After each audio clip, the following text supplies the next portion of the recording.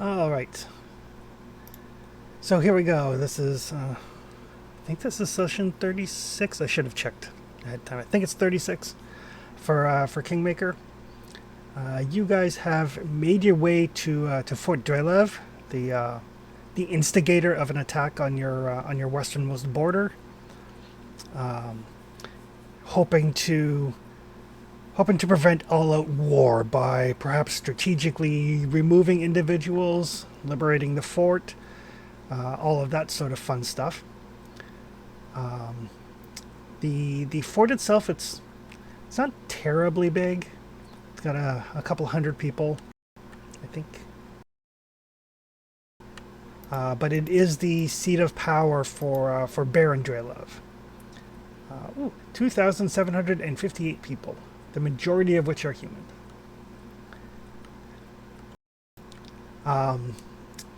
But yes, the Baron here has apparently, from what you've heard, gotten jealous of your successes and has decided to try to expand his borders forcibly into yours.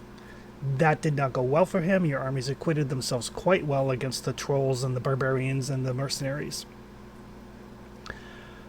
But you've come here, you've been given the contact information for a cleric named Satinder at a place called the Velvet Corner, a inn slash tavern slash bordello.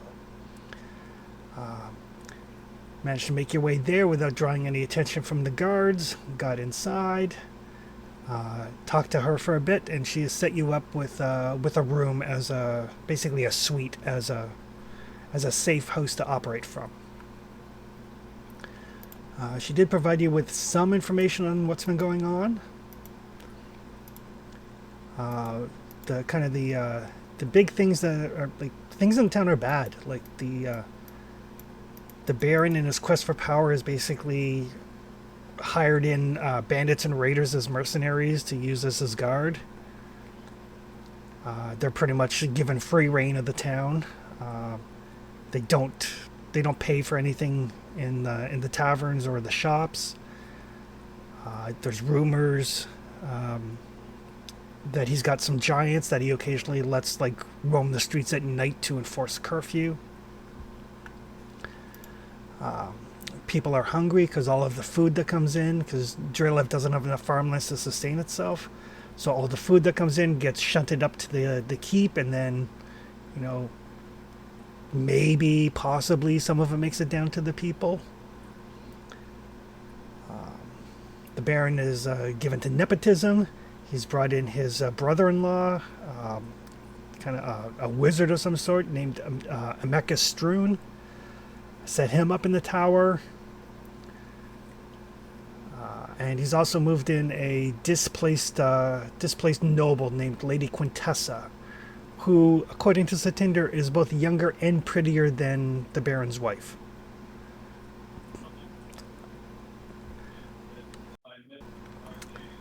But that's pretty much what you guys have managed to find out so far. The task of liberating the fort and dealing with the Baron falls to you.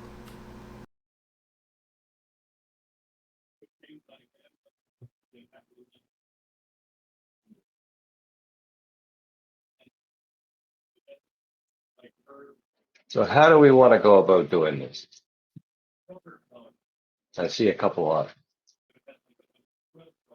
Okay, what are you thinking? well, we can make our way into the keep, perhaps a throne room, and then just Wait, cut the head off the snake. okay.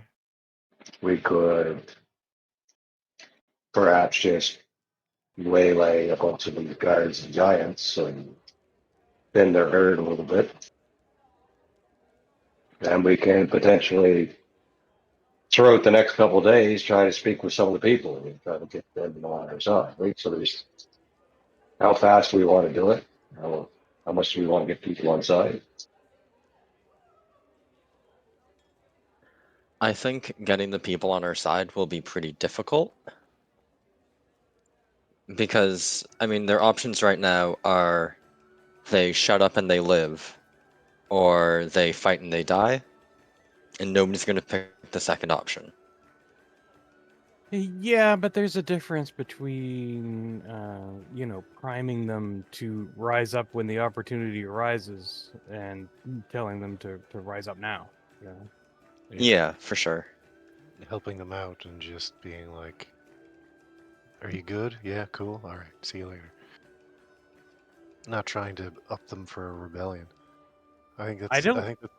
I Go think we ahead. should avoid. I think we should avoid conflicts with the mercenaries and the guards unless it directly benefits the people. Right. I agree. Right. I'm curious if basically about how the Countess feels about the Baron. Sure. If she loves him and he's potentially having an affair, then that could get us some leeway with somebody with power. I think trying to drive a wedge between them is a good play. Yeah. Or at least getting the um, landscape of that particular situation, right? Like understanding if there's any strife that can be exploited.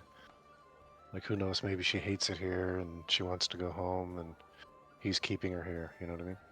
Yeah, that's entirely possible. Yeah.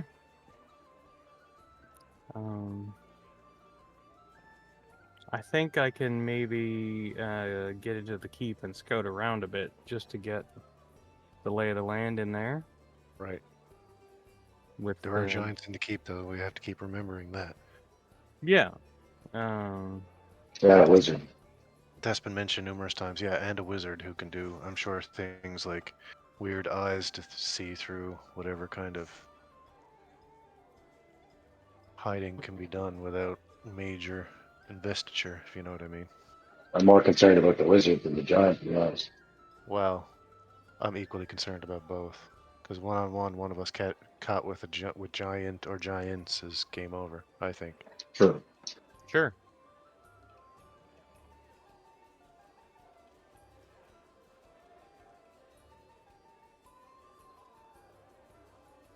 But it's entirely possible that we could just leave the odd group of guards out into the woods and have them walk on that. Well, that was my thought, at least initially, anyways, to do something outside to draw off a bunch of guards and end them outside of town, and then come back and do other things. But like that would be ideal, right? To draw them off in groups. Yeah, especially if we can have an ambush set and use somebody as bait. I Oh think yeah, that's at the same time maybe a slippery slope and maybe a long road to hoe. Yeah. sure. We were told there's a fixed amount of guards though, so like doing it at the very least once. Like sure, if we keep keep it up and guard groups keep leaving town and not coming back, right? Everybody's going to be on high alert. But I think a group, at least initially. But anyway, that's just my thought. Or maybe snow can find us away into that keep. Oh sure, yeah. I'm willing to go in and have a look around. I've got my fancy hat of disguise. If that doesn't work, I'll fall back on stealth probably. Yeah. I mean, this keep is not old. It's new, right? The architect could even still be in this town something. Really, Oh, right? Like That maybe. ours was built in the last year. Oh sure. We don't know what the landscape is like over here. We haven't been this far. Right? There might have been something they took advantage of, like Back built up. door, escape hatch.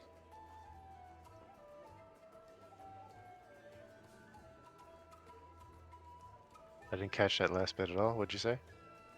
I just wonder if there's something built into this keep that gives it a vulnerability. Oh yeah, yeah. yeah, that could be really good to know. If I get in there, I will keep an eye out for unguarded exhaust ports. Yeah, something like that. Right. I think I can actually make you something, Snow, to help look for unguarded exhaust ports Oh, excellent. that you can bring with you.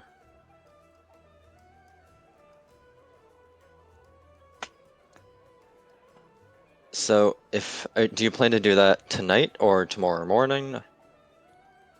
I think probably during the day is the best time. Then you don't have to worry about getting there unseen with the Yeah. curfew. Yeah. Yeah, there is a curfew, so.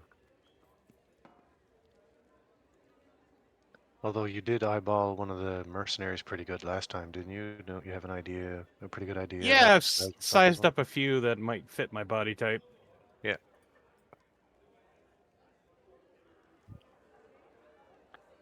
So for now, should we divide and conquer to try to get information then? We can have maybe a few of us just get the lay of the town, maybe see if we can find the architect of the keep, see if we can dig up information about the countess or the baron. Yeah, I think we've got a decent sort of headquarters. Gathering information is definitely the next step. Oh yeah, for sure. Find I out what like we could do. I like that better than just storming the keep. Oh yeah. No, we want to do something to weaken them first at the very least. I'm sure that's a possibility. Oh yeah, the situation seems super tense. Like, Yeah. it's not going to take a lot, I don't think, to light this candle. No. Poke here, poke there. Assassination here, And assassination sooner or there. later, they're going to find out that their armies were wiped out, and I don't think that's going to, help the situation. It's true. Bishop, do you know approximately when your declaration will or has gotten here? I expect it's already arrived. So that's something to be aware of too, then. He may just be on high alert for that reason. He'd be looking for an army, though. Or he could be smarter than we're giving him credit for. That doesn't seem to be the case. You're right. Could happen. Alright.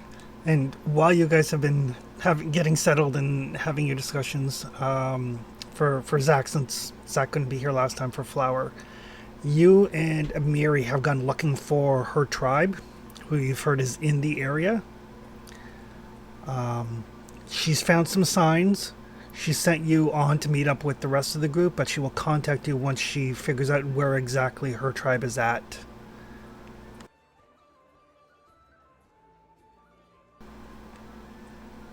So Amiri is nearby and will contact you once she has found her tribe and figures out the best way to approach things with them. If Amiri has pull with them, it'd be great to have backup. She absolutely doesn't. No.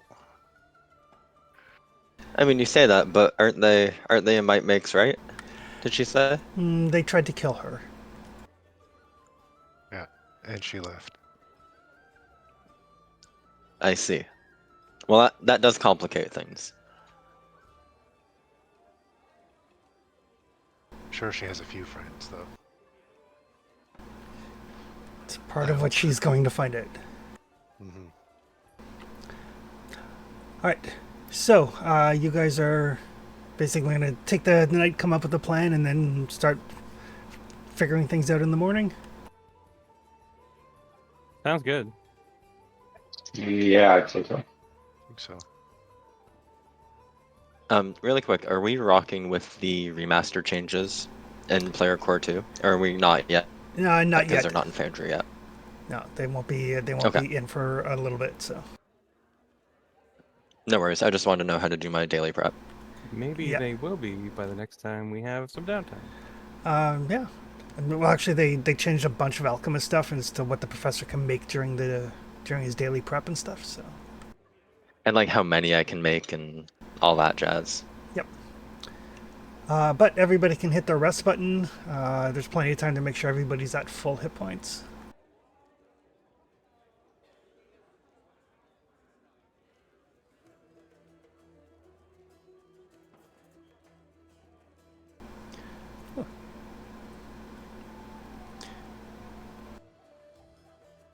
Oh, I do like the Snow Maple message. Has made no changes during their daily prep. You didn't even need to know about it, really. Yeah, but I still hit the button. It's a good habit to have in case you've got spells and stuff. All right. So, morning comes. It's a nice, bright, sunny day. There is breakfast provided for the patrons of the Velvet Corner. They're fairly standard, bread, cold meats, eggs, porridge if anybody cares. Despite the hardships that the town is facing, for now at least, the rations and the foods at the Velvet Corner are continuing. Could be because a lot of the guards eat here, even if they don't pay for it. Super quick question. Was it that the Baron had giants or trolls here? Giants. Okay, perfect.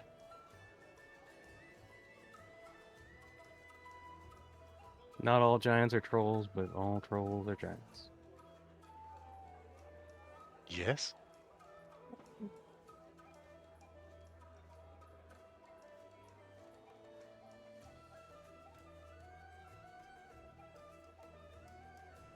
My staff thing's not working. Do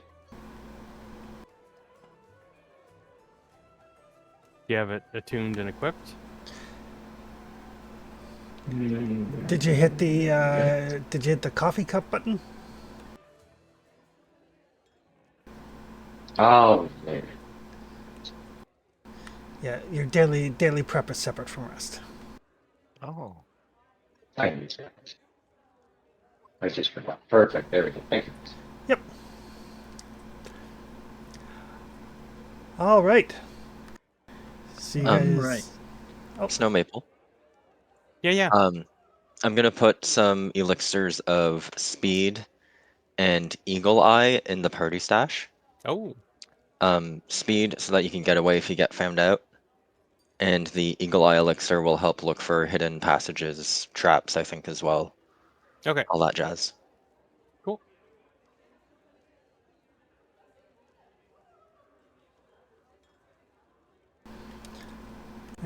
And when you get up in the morning, Satinder has basically made available some fairly generic looking cloaks and floppy hats and the like. Excellent. We don't have a printing press yet, so hopefully they don't know what our faces look like.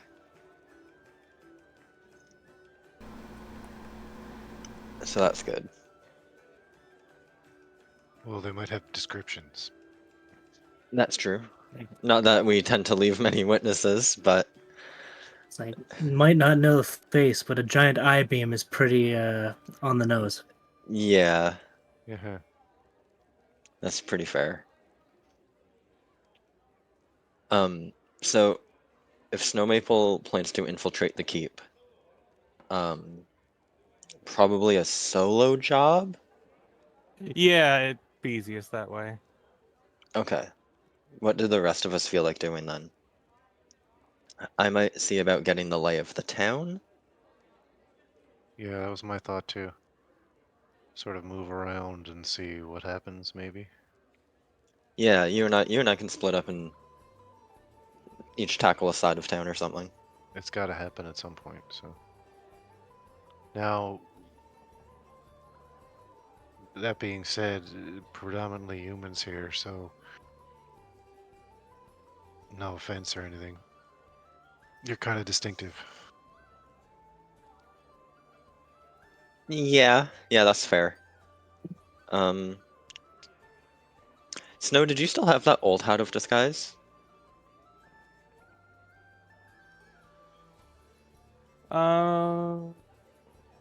What to do with it? I Oh, might probably. have tossed it in the group loot, or I just accidentally deleted it off my sheet. That's fine. I will shave and pretend to be a child. Okay, a purple child. Yeah, I'm sickly. a grape flavored child. Right. Very, very sickly. Yeah. Can I do a quick recall knowledge check? I'm curious what sorts of wildlife are in the area. Sure. Sweet. I think I probably put it in the group loot and it got sold. Okay, that's no problem.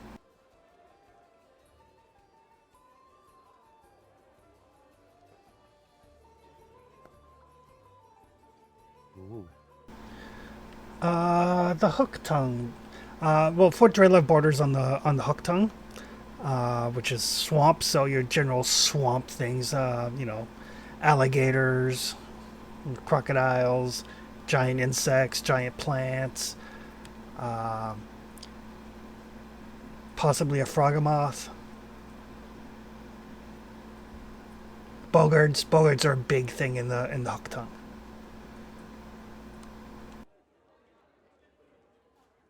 Yeah, we found one of their villages last time. You passed by one of their villages, yeah. Saw it from a distance. Traxton. Yes. I'm not saying that this is, necessarily morally right. So please bear with me if, this offends. Do you think it'd be possible to track down, find some sort of frog hemoth or something in the nearby forest and try to pull it towards the gate when it's being manned? Just hypothetically, if we needed to. I don't know about morally wrong, but it sounds interesting. I just don't know how you feel about, leading a creature to its certain death. Well, in this particular instance, I feel like it'd be more of a balancing act, to be honest. You're not asking to set a forest fire or anything crazy, so No, no. Hmm. I just think that might be a good distraction if we need one. True. Might be a good idea to see what it's about.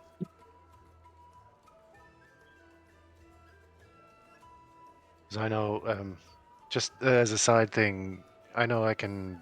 Do I know I can? I know I can influence beasts with the. Was it a nature check or something, Chris? Yeah, it's nature.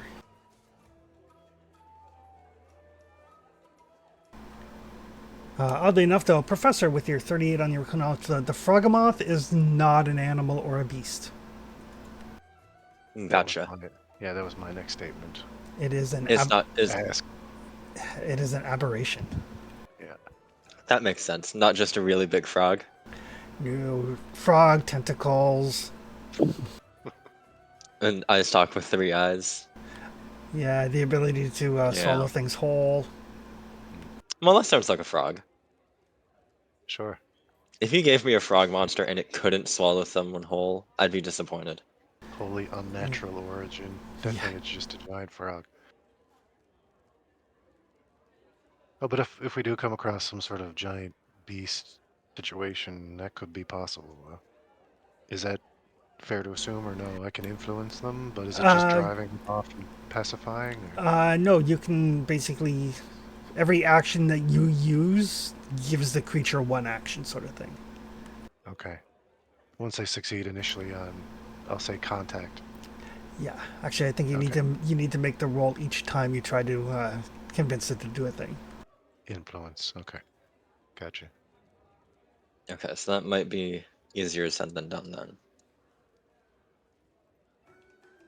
Well, like I say, it might be worthwhile just to see if there's anything around. I doubt there is, to be honest. I mean, I could drop a dragon on the gate and see how I find the gate. That's fair. A dragon at the keep would be something. That would probably get them up high enough. At the very least, put them on alert. Where Yeah. or not, possibly. All right, so Snow Maple is going to sneak off towards the keep itself, and the rest of you are going to talk to some people in the streets. Yeah, I think I'll check out the local shrine if there is one. There is actually 2. There's one directly across the street called the Rat's Shrine. The small stone shrine dedicated to Handspur, god of rivers and river travel. And then there is the much larger Temple of Erastil. That full temple. If you want to say. Yeah, it's a full-on temple. I think we get along with the Rastal pretty well, so maybe I'll check that out. All right.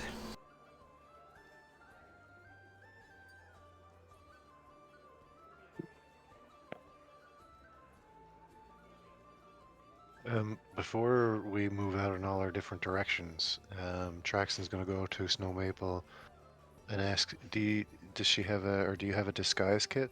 Any makeup, perhaps? I've got a magic hat. Ah, right. Well, that would fill all the need for that, wouldn't it? I'm also gonna partake of the local garments that were provided. Mm. But yeah, I'm mainly gonna lean on the magic hat. Sure. And just go with everybody else wherever we're going.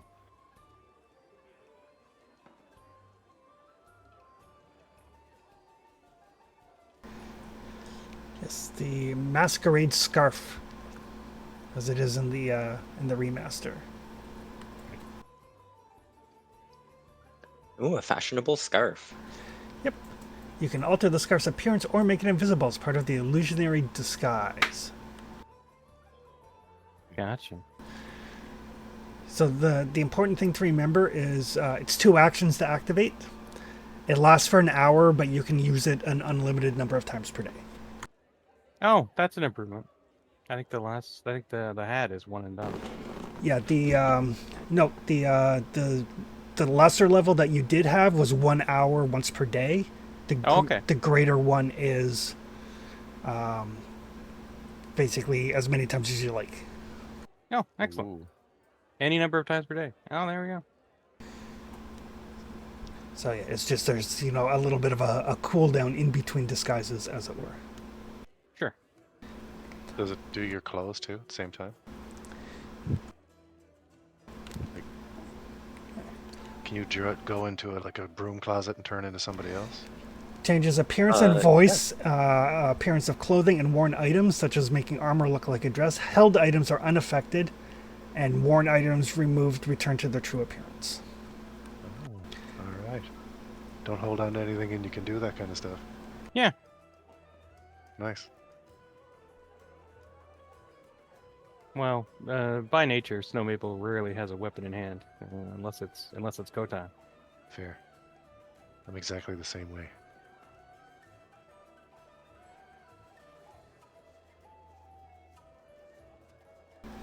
All right. So Father Hall's off to the temple. Where are the professor and Traxton and Flower going?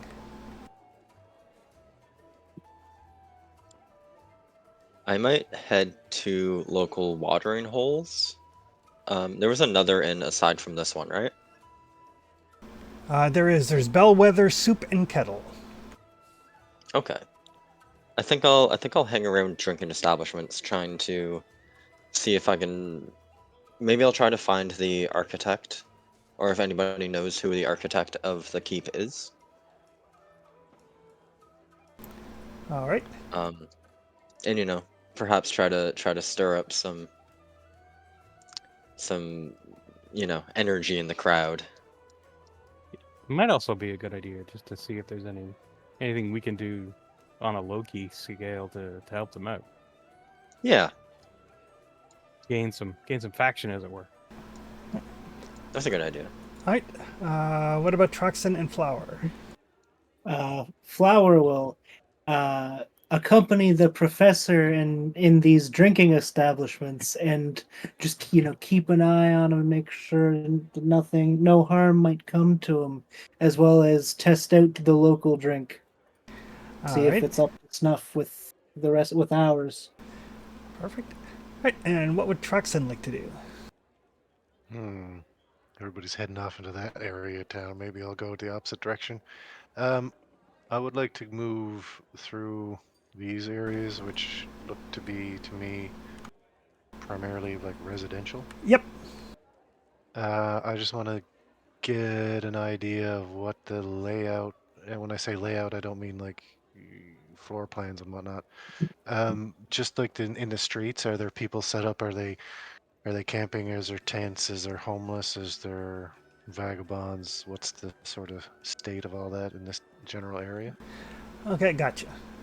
And this place here with the fence attached to it, does that hold animals of some sort? It looks like it did. Okay. That would also be sort of in my rounds as well, if that's a POI or not, I'm not sure, but Yep. that'll be what I'll do. Perfect. I'm also going to leave, actually, sorry, not leave, Gratch. I'm going to use the Wand of Pampered Pet to put him in a extra dimensional space, so if I need him, I can bring him out. Gotcha. All right. Send him to Before I his leave. his happy little bear home. Yeah.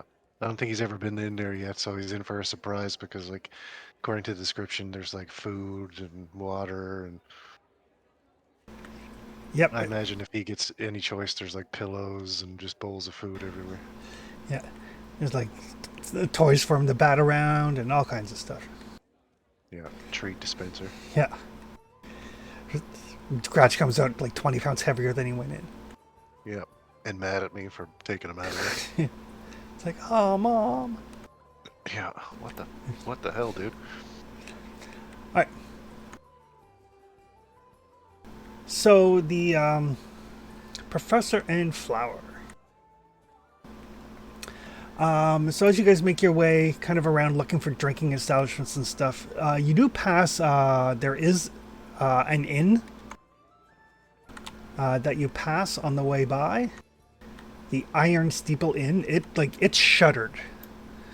It is completely closed for business. A few of the houses around it that were probably like the owners of the staff also empty. And there seems to be, like, for all of you, as you make your way through town, there are a fair number of empty houses. A couple of like closed buildings here and there, like a Potter that's closed. Like a scriptorium that's closed. Like these small little independent businesses are all shuttered and not open. Very few businesses are actually open during the day. And even the ones that are open that you pass don't seem to be terribly busy. As you carefully kind of pick your way through the crowds, everybody has kind of everybody looks at the ground, and like nobody looks at you as you pass.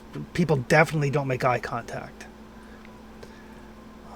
There's a real sense of like these are like a very kind of beaten down people. Everybody's just kind of hurrying on to get to where they're going.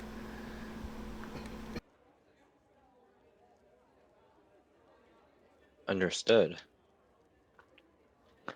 I'll just kind of look to Flower as we walk and be like, seems like these people, I don't know, they need something.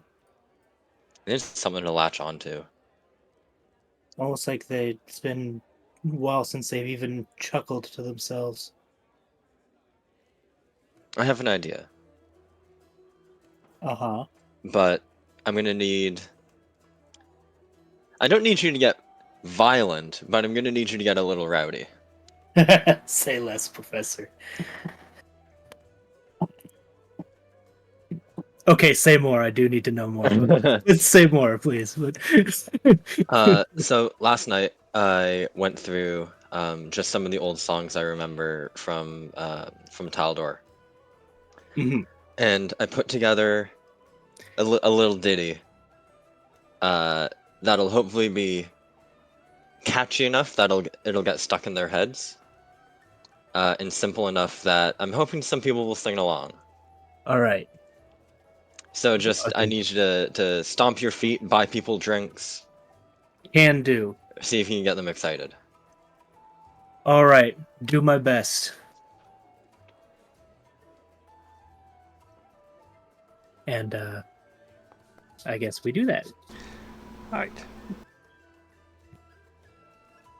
One sec here.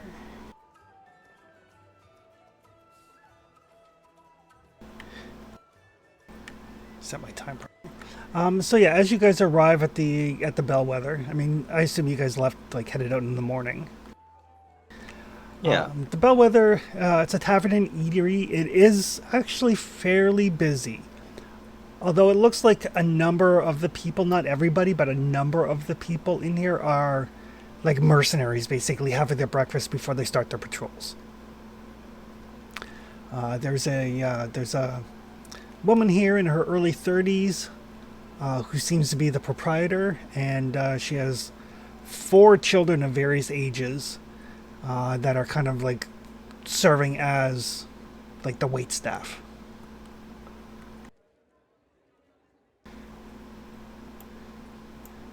Perfect. She looks harried, but no more than your usual innkeeper dealing with a breakfast crowd. I'll probably saddle up to the bar and just, grab a drink.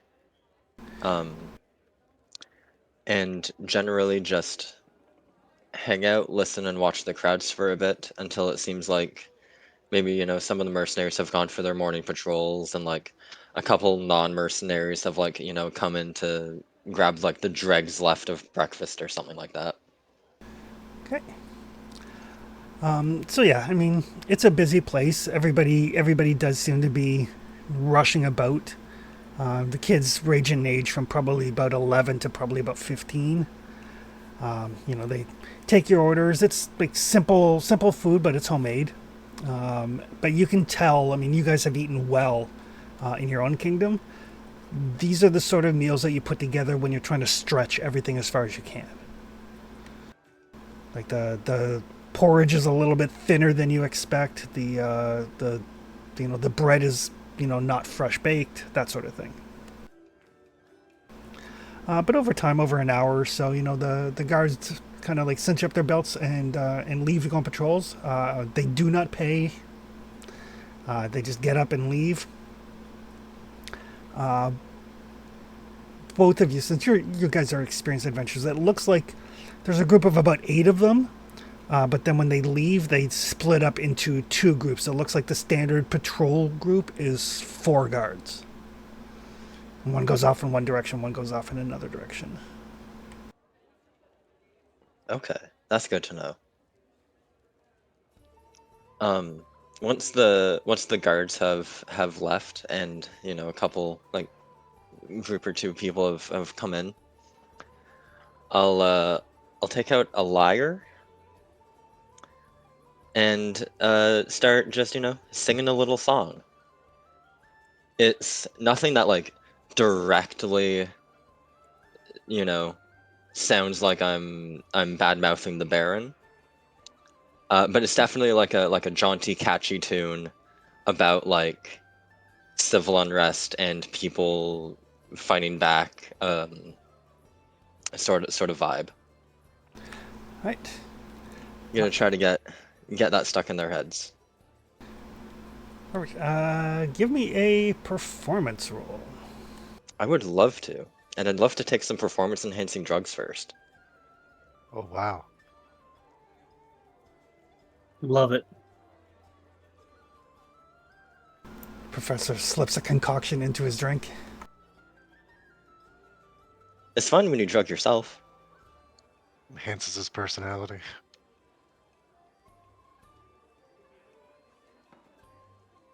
And yeah, I will make a performance check.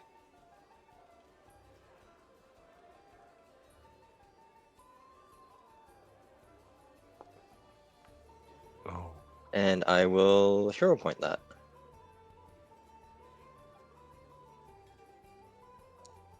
That's better. Yep. All right. These people do not seem like they're much in the mood for breakfast music.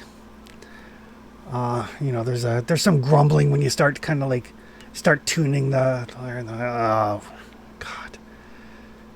We need a bylaw about not having bards first thing in the morning. You know, people are grumbling over their coffee. But as you kind of like find the right tempo for it, and then the right key, it starts to go. And you notice people are like slightly less grumpy than they were. Nobody's outright like, singing along or clapping their hands or anything like that, but the negative commentary seems to kind of die down as you get into it.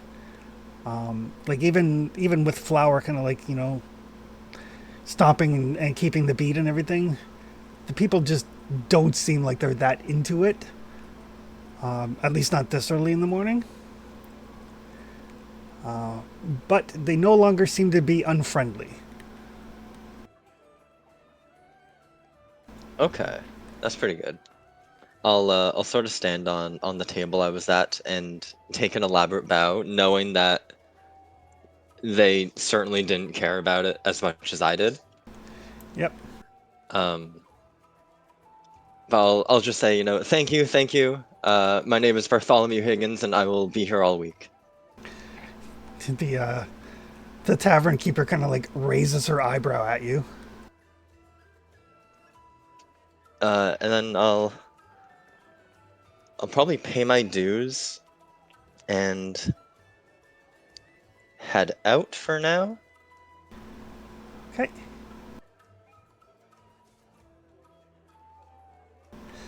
Right.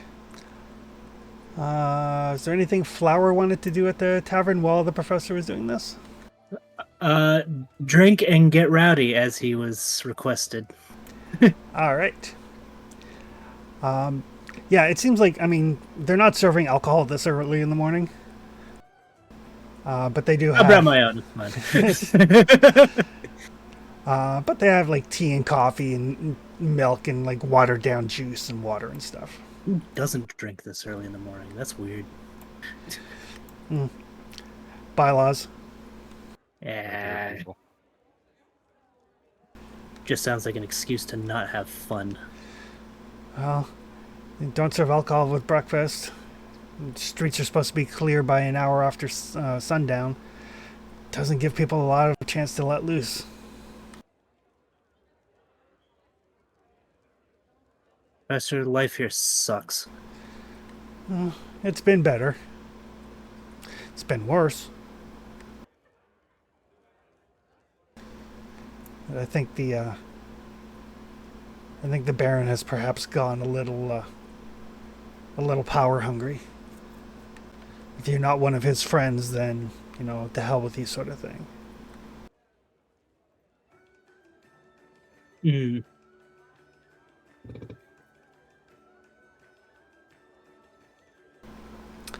Father Hall, you approach the Temple of Aristal. And it is, from the outside, it looks like a full-on temple, but as you kind of, make your way up to the doors, which are slightly ajar, it's like empty inside. Is there a notice put up, or? No, there is no notice put up. There are a couple of like what you would assume to be kind of like low-level acolytes who are just kind of sweeping.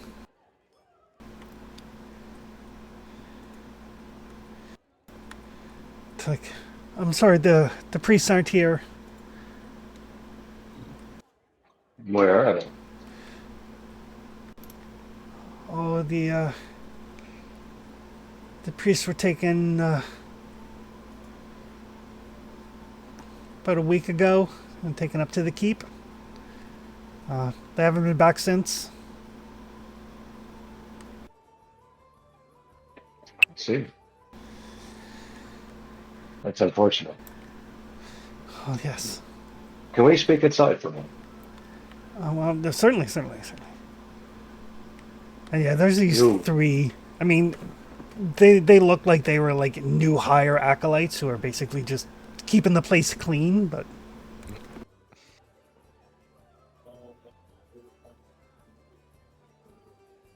There must be sick that would typically come to the temple. Where are they going now? the the sick and the injured, most of them stay home. The other priest, priest of the river god, he fled before they sealed everything up. The priests here were taken up to the keep, so I don't know what the people are doing.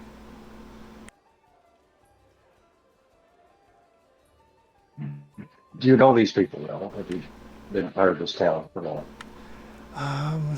No, a lot of these people aren't from here. The Baron brought them in when he made his agreement with the barbarians, hired some mercenaries, pretty much emptied the town coffers to do so.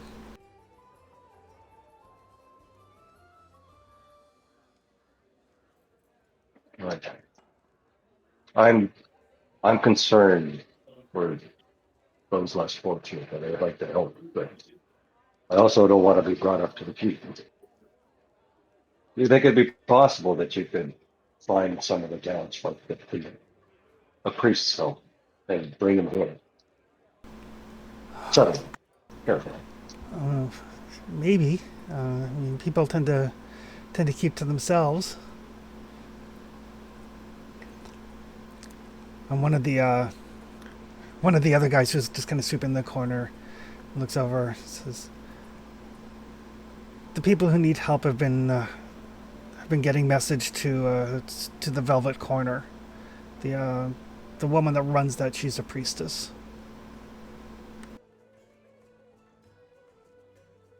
And which building is that? It's can't miss it. It's the inn, house of ill repute, as it were. Oh, right. But I'm sure she could use the help with whoever comes to her.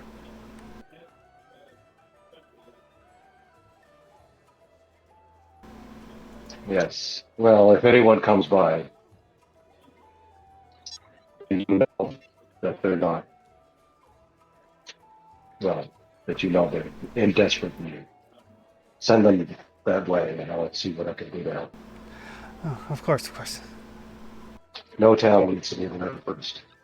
And until yours are free, I'll that priest gets it. Oh, well, thank you. Hopefully they won't be too long. I mean, we've just finished the exterior construction when they were taken. Hopefully they're still in one piece.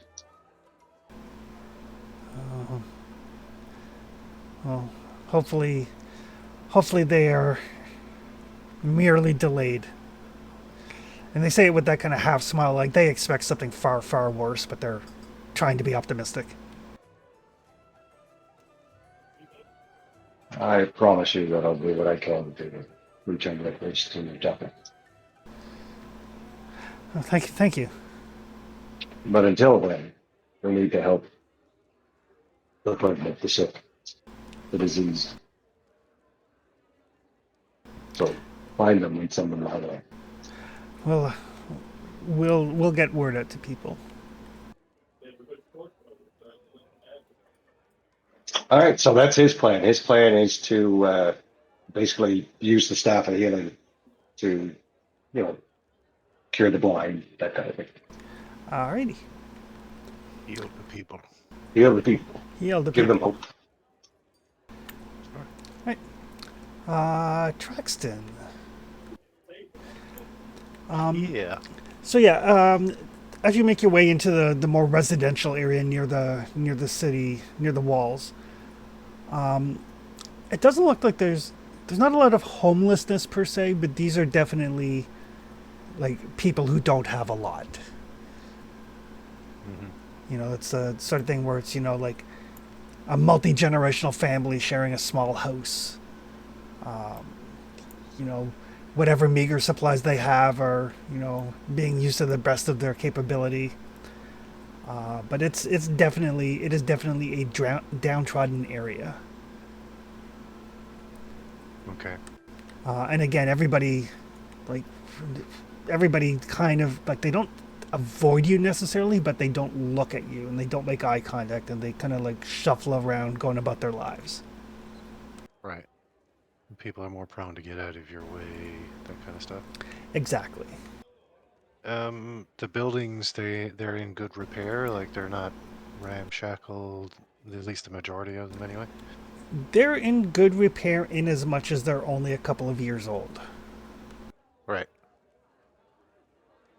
Is there Like, much in the way of a sorry? it doesn't look like anything's been recently maintained. Mm-hmm. But it does. I mean, the whole fort was only built like 3 years ago, so Right. so there's the expected wear and tear, but none of the routine maintenance that, like, for example, your settlements, your cities have, fairly well done places. There's none of that here. Okay. Buildings aren't falling apart, but nothing's it doesn't look like any pride is taken in anything. Exactly. Okay. Is there many, if any, abandoned buildings? Several. Several. Okay. Gotcha. And again, not a great deal. Sorry. and you do notice as you're making your way through, like when the patrol comes through, people scatter from the patrol. Like there's a palpable sense of fear as the patrol comes through. Okay.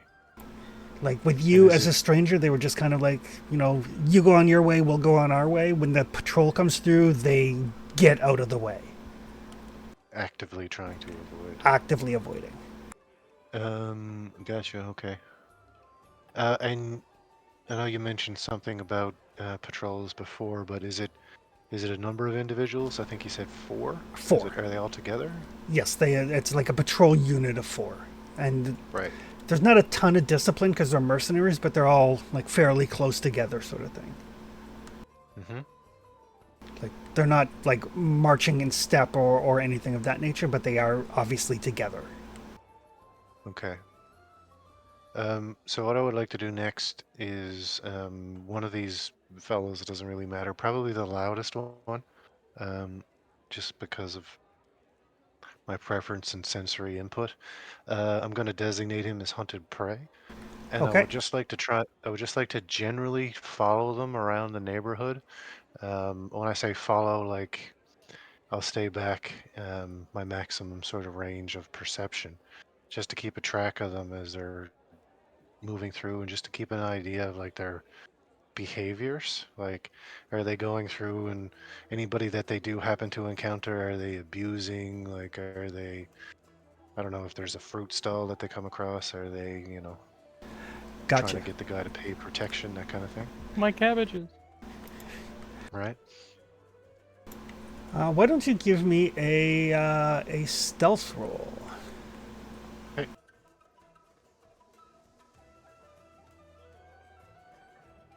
I shall.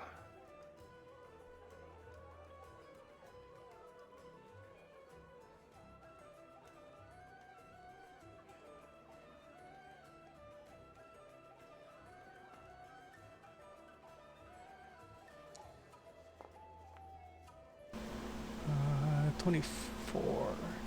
All right. So yeah, you kind of follow at a distance. You know, you've got exceptional vision, and you can smell them, and you've got one of them marked. So you can stay a fair ways back as you follow them. Oh yeah, and it's at the maximum. Yeah, and they do seem to be fairly perceptive. Like if you weren't staying so far back, you don't know if you would be able to follow them stealthily. Okay. But yeah, as they go about their business, like they stop at like the little like the fruit stands and stuff like that, and they just help themselves. Occasionally, when somebody's not fast enough getting out of their way, they like stop them, and you can't quite hear what they're saying. You can see what like there's an interaction of some sort. You can smell fear on the citizen, and you can see he kind of like shakily reaches into his pocket and pulls out like some coins and passes them to the guards before they let him go on his way. Okay.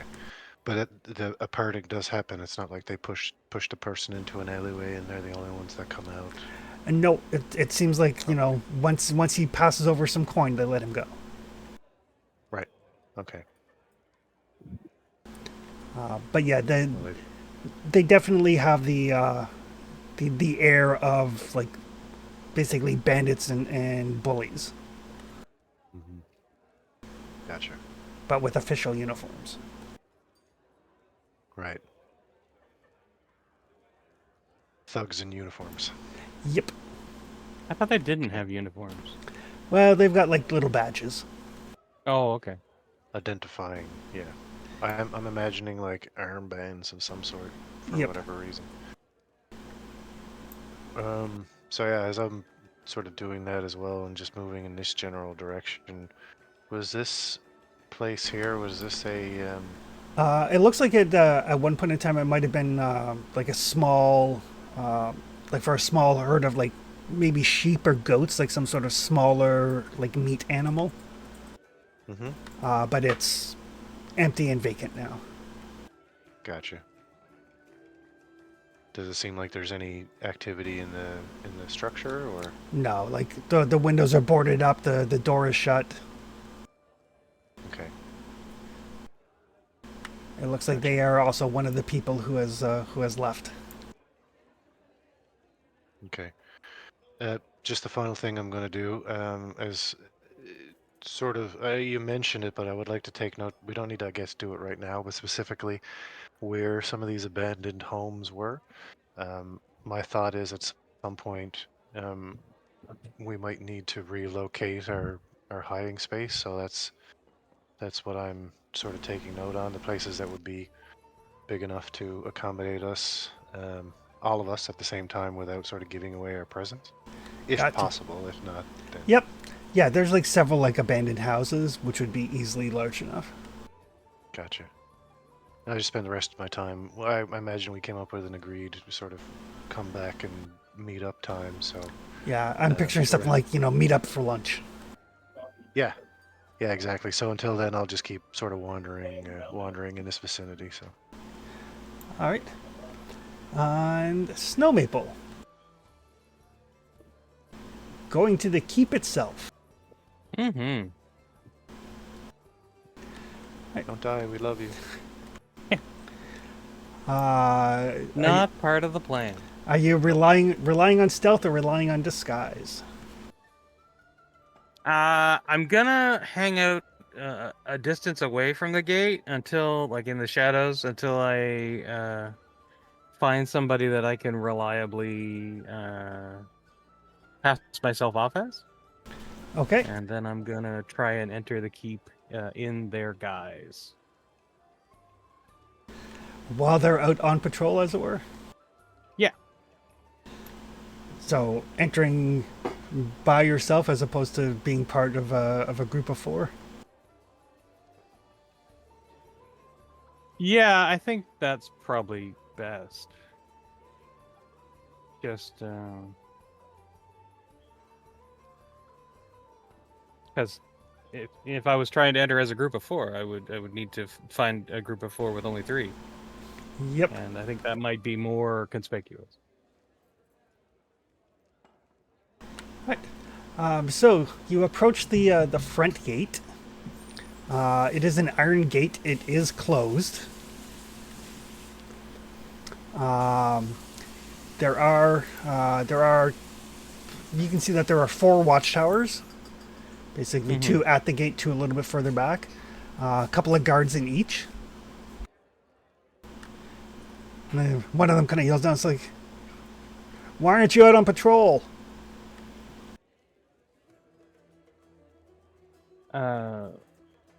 I'll call back up. Forgot my coin purse.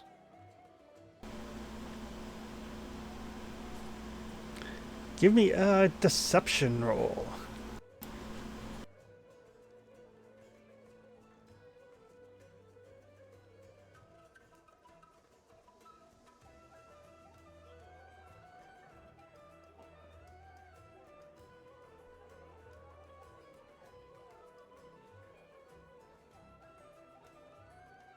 Huh, I found the lying button. Oh, there you go. Ooh. Right. It's like you forget your head if it wasn't attached.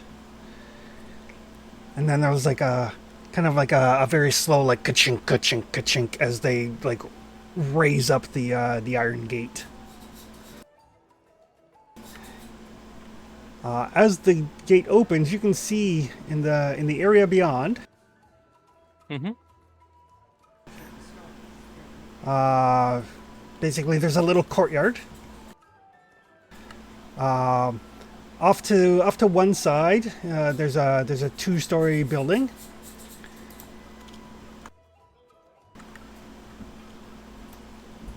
Sorry, those are. Find my map.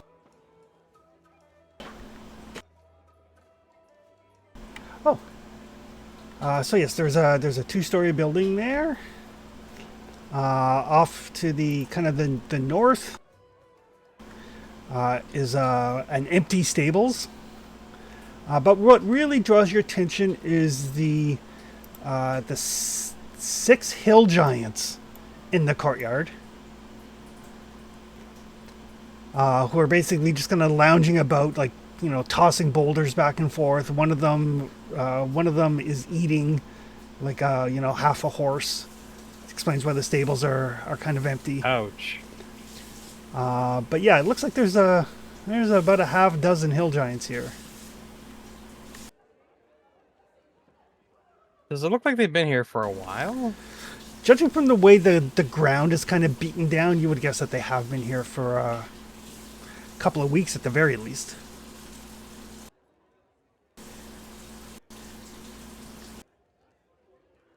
God, how are they keeping these brutes fed? Well, that explains the empty stable I guess so. And the empty houses. and the empty houses and the empty. Yo, I'll try to give the empty them goat a pen. wide berth. The I'll try to give them a wide berth. I imagine everybody else does too.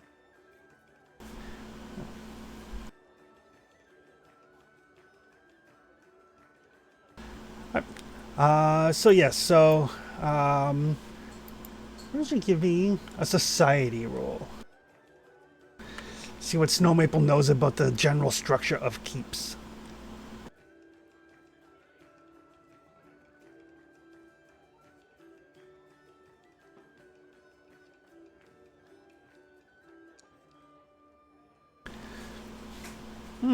Heck.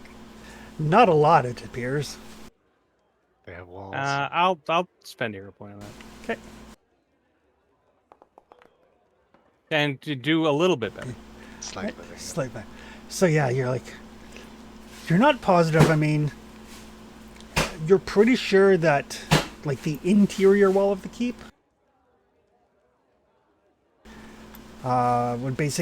would serve to protect like anything important. The exterior They build them building, different in the north. yeah, the exterior building that you can see is probably you're gonna guess would probably be the barracks.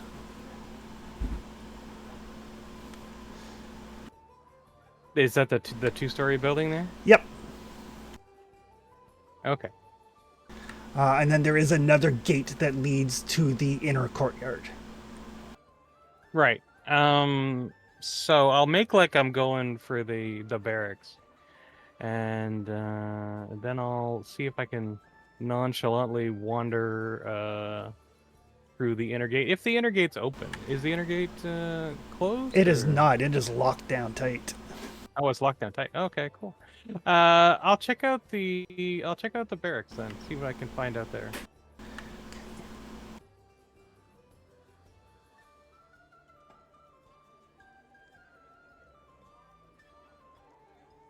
Maybe I can gain access to the roof.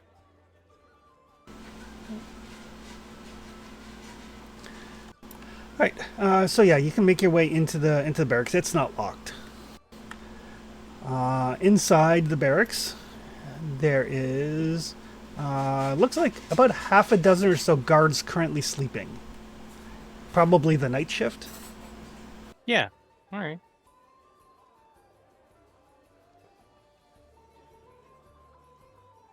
I will try to make my way through and see if I can find an egress point to the roof. I will try not to wake anyone up as best I can.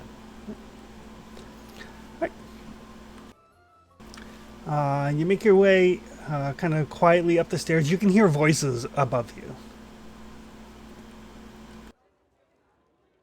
I'll see if I can get close enough without being without being observed to overhear what's going on. Yeah, it sounds like people just talking amongst themselves. Like, obviously, it sounds like there's a card game going on. And then basically, people just hanging out and shooting the shit. You would guess it's another set of off-duty guards. Okay.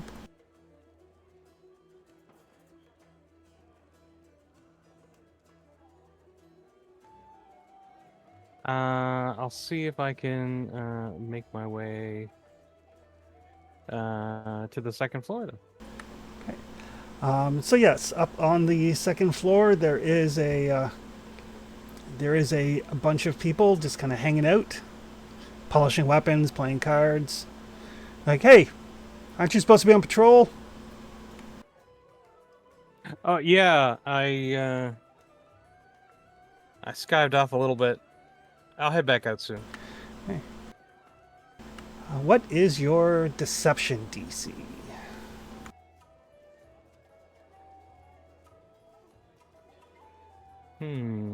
How do I find that? It would be your deception plus 10. Oh, okay. In that case, it is a 28. Okay. And then plus 4 for your disguise. Oof. Yep. Not quite a critical failure on their attempt to see through your disguise, but they don't seem to notice. Like, grab your corn purse and get back to work. Sure.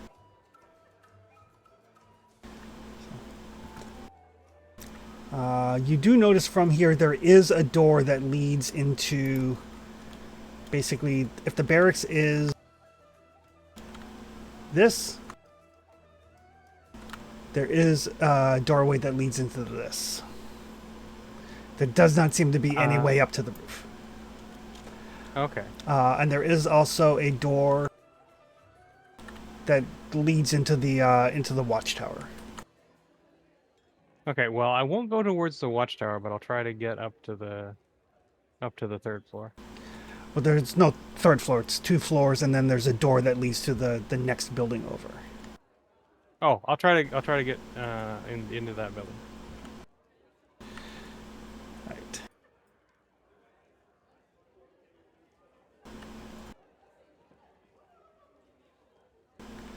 Like, and the guard kind of yells and says, like, "What the fuck? It's not mess time. Get your stuff. Get back to work." Oh, right. Sorry. And then I'll head back down. Okay.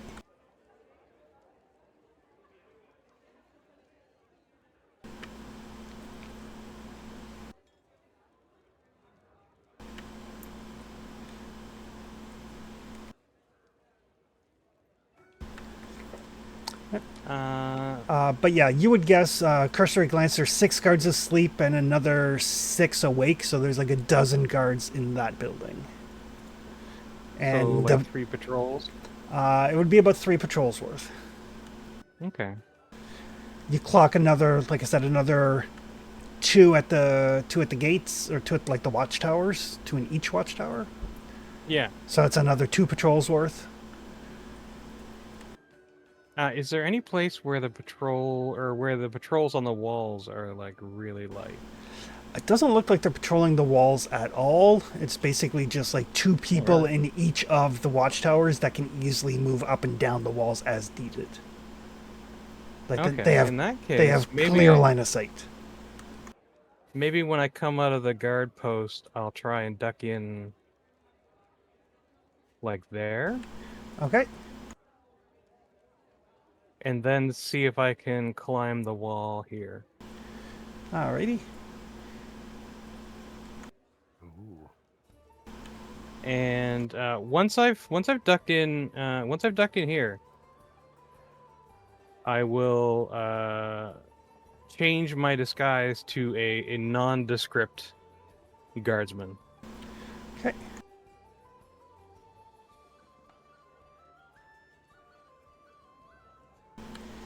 And then I'll try to climb the wall and see if I can get a view on the interior. Give me athletics roll. DC is 15.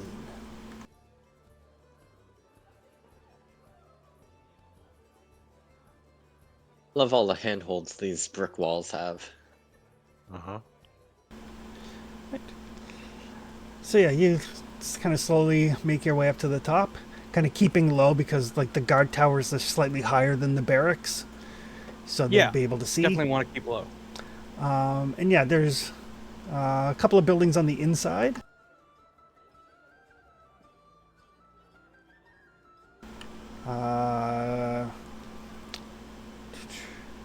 It looks like there's basically Try and keep myself below the crenellations if possible. so kind of the main circular building.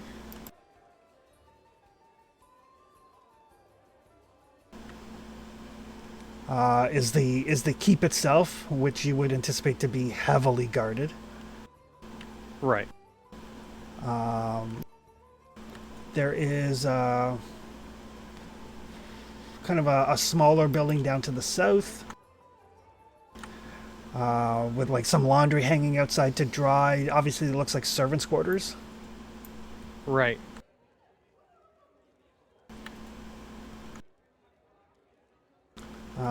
There's stairs that lead up to the wall. And another small building at the back corner. Looks very similar to the barracks building.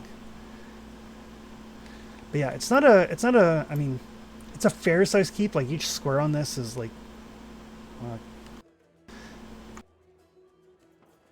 How big is each square? Like 15 feet. So the L-shaped building is the servants. The L-shaped building is the servants. Yeah. Okay. There's like a little stairwell that leads up to like the landing you're on. There's a building down the corner, and then there's the central keep itself.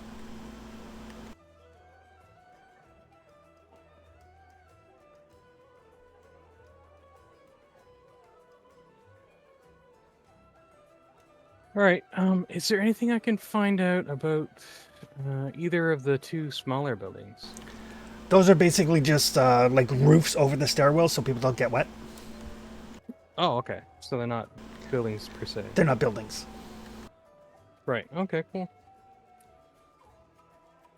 Well, I'm not really gonna press my disguise enough to try and switch to a servant and try and gain access to the keep, because that seems a bit tight. But I've got the basic layout. Can I tell at all? Is this just another watchtower in the back here, or? It doesn't look to be. All right, I'll see if I can skirt that way and see if I can get eyes on that and see what that might be.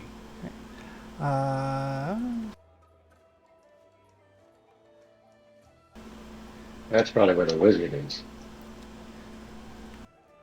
It might be. I don't know. Does it look like a tower? It does not look like a tower. Oh, okay. So it's not a tower and it's not a watchtower.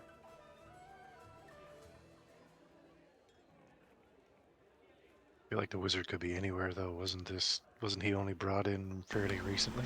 Yep. Oh, that's true. Yeah. But he's got a name, and named wizard still. Oh yeah. He'll have his own structure for sure. Yeah. You know what I mean? There is a door to that.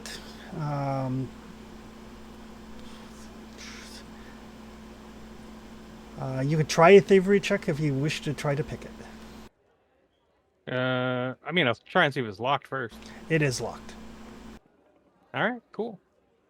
Well, as long as double check and have a look around, make sure I'm not observed.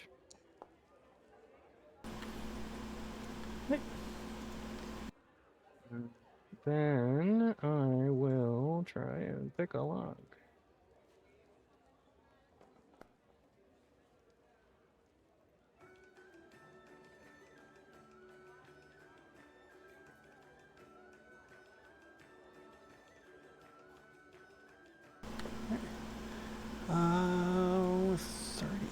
hope to someday roll over a 10.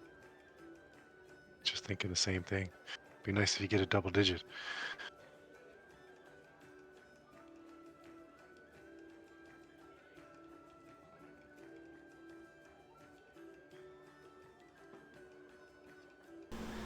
Oh, that is actually enough to unpick it.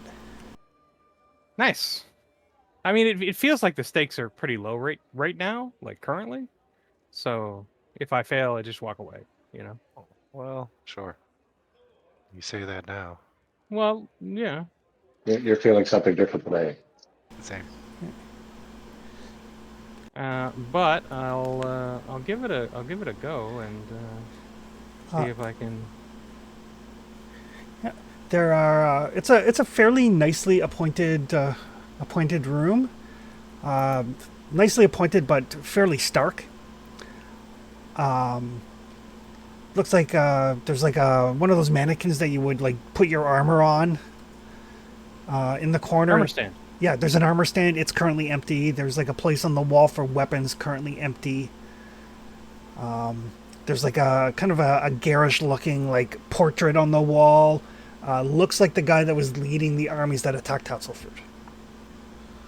Oh, he's not coming back.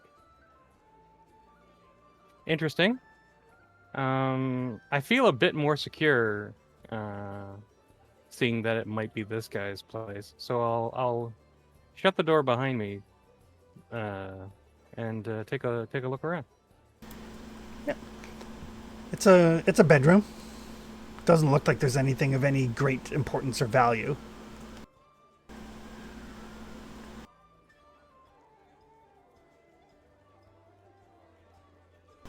Set of stairs that leads down. All right. Well, I will keep an ear out, and I will see what's below.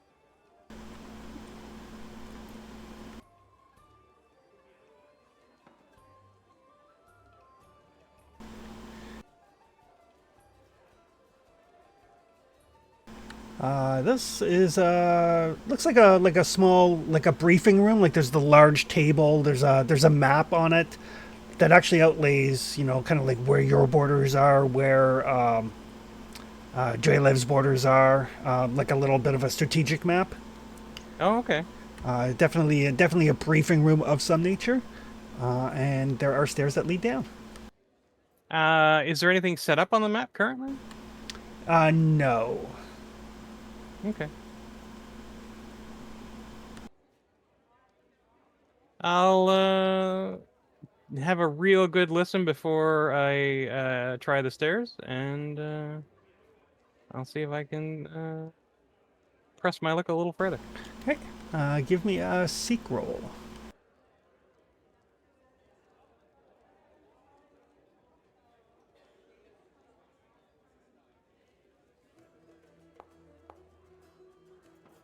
Okay.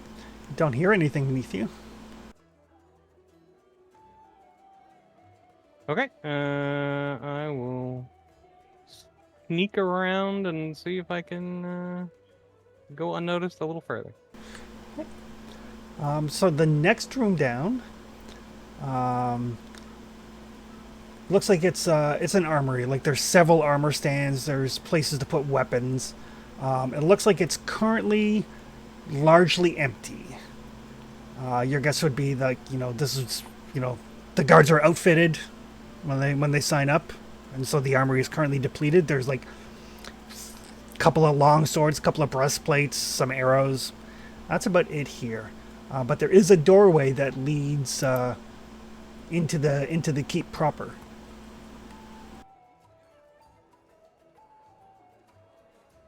So we have the strategy room, and then going down further, we have the armory.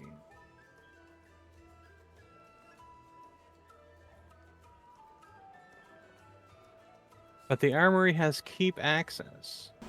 It does.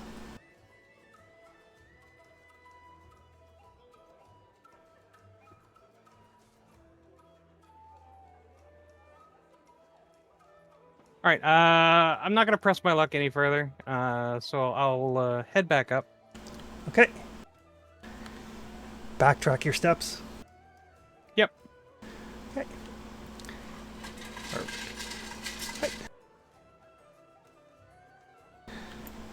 And then I think once I get to here, I might just dip out over this outer wall. Okay. You can give me a climb check. Okay.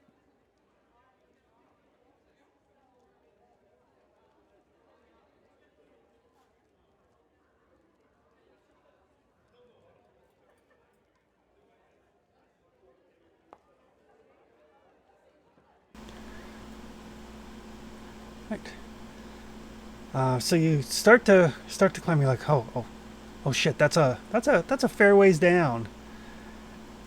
Oh, is it?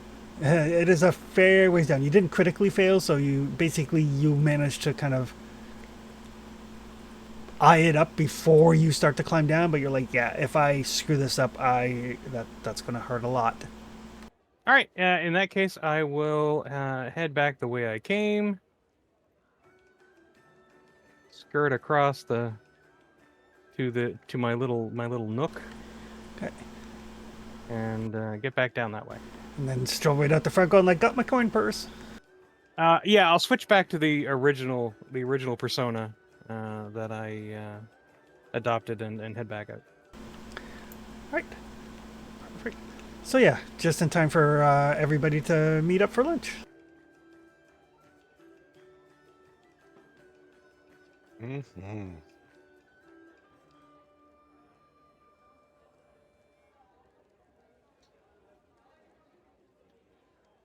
How did everyone's investigations go? Good. During the day, the barracks in the keep has about a dozen mercs hanging out, 3 patrols worth. But more importantly, 6 hill giants just chilling in the main courtyard. So not a rumor. No, it's true. How much longer they can afford to feed them, I have no idea. It looks like they've already cleaned out the stables. Can I do a recall knowledge check on hill giants? Sure. Let's see what we're working with. Yeah, there doesn't seem to be a whole lot of abundance around here.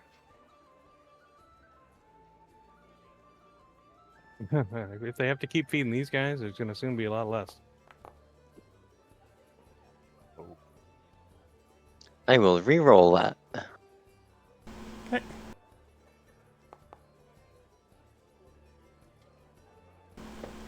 Right.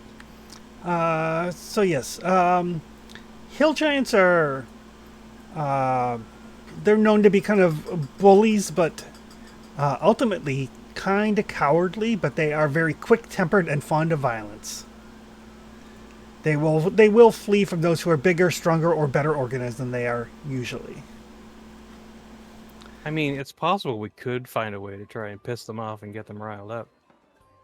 And that could cause some carnage. But it seems rather indiscriminate. Do you have any idea why they're working for this guy? Is he just paying them? No, I couldn't tell from casual observation. It didn't look like they were toting around bags of money or anything. Hey, Chris? They did have sacks. Oh, well. Hard to say. But they were eating, you say? Yeah, they're definitely being provided for. Mm. And they were specifically eating a horse. Mm-hmm. And it seemed like it was, snack time horse. Right. Can I get a sense of how dangerous a hill giant is? Well, you guys would not want to take on more than 3 or 4. No. Gotcha.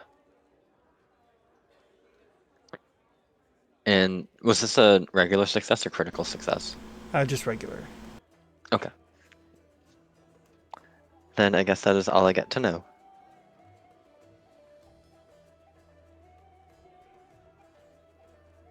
Yeah, six hill giants is going to be a tough fight. I did find that there is a tower beside the keep, where it looked like the general's private quarters were, and he's not coming back. So that's largely unoccupied, and it has access to the keep. Any way to get into it? I got into it through the parapets, but it's a bit of a steep climb from the outside. How tall is it? From the ground, let's say. I had a good look. What do you think, Chris? Well, the outer walls are probably about a good 40, 50 feet. Okay. And what about, like, it looks like there's a cliff around the keep? Yeah, it's built up on a hill. So if we were to stand, like, around these houses at the bottom, how far would that be from, like, the backyard to the top of that tower? Ballpark. 50. Probably about 80 feet. But they're not patrolling the walls at all, No. and just the watchtowers seem to be manned. Yep. And the watchtowers are like these round circles. Yeah. Like, so all of the watchtowers are kind of front facing. Could we climb up the back by the general supervisor? I mean, Flower definitely could. I don't know about- I could definitely get us up pretty easily. Oh, yeah. Yeah. I didn't want to press my luck and try to infiltrate the keep alone. No, definitely not. I will say the way I could get us up would be really easily seen in the daylight, so we'd have to do it at night. What are you thinking? I'll reach into my pack and take out like a small vial, and it contains what looks like a shrunken mummified hippogriff. Oh. When you smash these, it reconstitutes and swells to be a regular sized hippogriff. But the alchemical solution can only maintain its shape for a very short period of time. But if we each have one, Hippogriff can carry two of us right up to the top. Okay. Hence the easily noticeable part. Yeah. Mm-hmm. But if they don't have lights there, then it might be easier at night.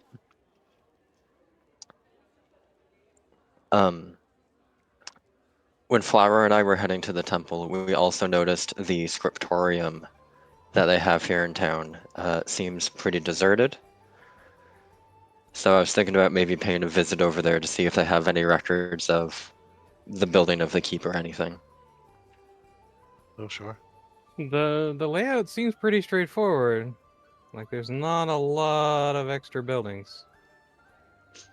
I just feel like there's an okay chance that around the bottom of the base of this hill, there could be a secret entrance to a dungeon or something.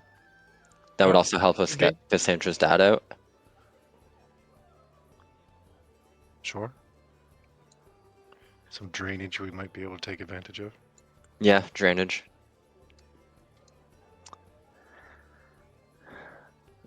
I don't know, if the Baron does have any amount of brains, there would be a safe way he can exit if he gets sieged.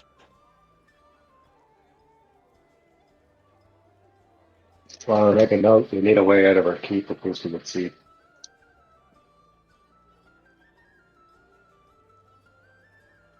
I don't know. It feels like the Baron's digging a hole deeper and deeper, and I don't know if he's got any way to get out. I don't think he does, but Metaphorically. I mean, this problem will solve itself, but we have to intervene for the people of this town, right? We can't just let it deploy. For sure. No.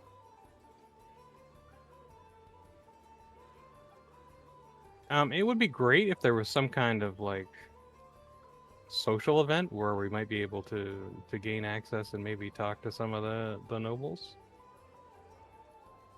You know? Everybody important's been in prison as far as we can tell. Priests from the temple, they've been in prison. Scriptorians have to, that guy's probably in prison. People aren't very talkative. Not that I ran into, anyway. Well, So I you mean, should be able to get us up on that wall, or at least get up there with a rope. We should be able to get up there with a rope. oh, I had a decent look around. Like if we could climb up by that general's quarters, there, we might be able to just get in to keep and bypass all the rest of this nonsense. Didn't really get much of a look at what the guard situation was in the keep because I didn't want to press my disguise too far.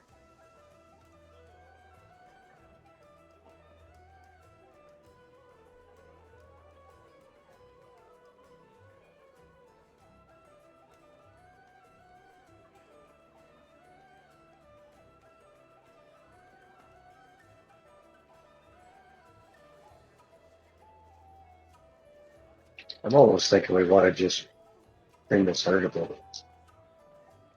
What's that?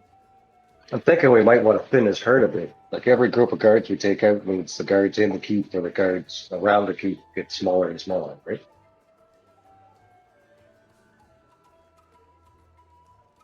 That was my thought initially. I just worry that once guards start going missing, that things are going to escalate and rapidly come to a head. Yeah. If anything, I think if they do have pretty few people, then word of people not returning is going to travel fast. Oh, yeah. But at the same time, they don't know what's making people not return.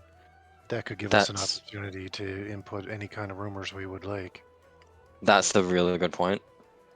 Yeah, but that's also not going to keep them from taking it out on the people, right? No, oh no, it definitely won't. But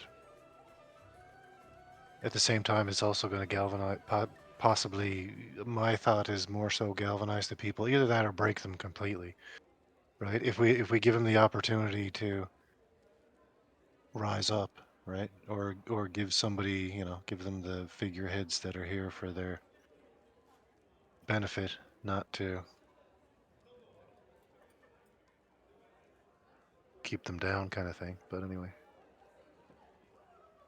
Gotcha. That's the only two plays I could think of. We either try to sneak in the keep, cut the head off the snake, or we just attrition these guys. I just feel like it's not going to be as easy as cutting the head off the snake.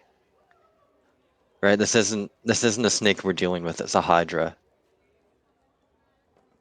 There's the Baron, but there's also the wizard, there's the ladies, there's a lot of people, and if the Baron died, this town could be doomed. It's true. We have no idea of the what's going on inside that castle, other than there's giants, a bunch of guards, and those personages. Like, we have no idea any relationships between them.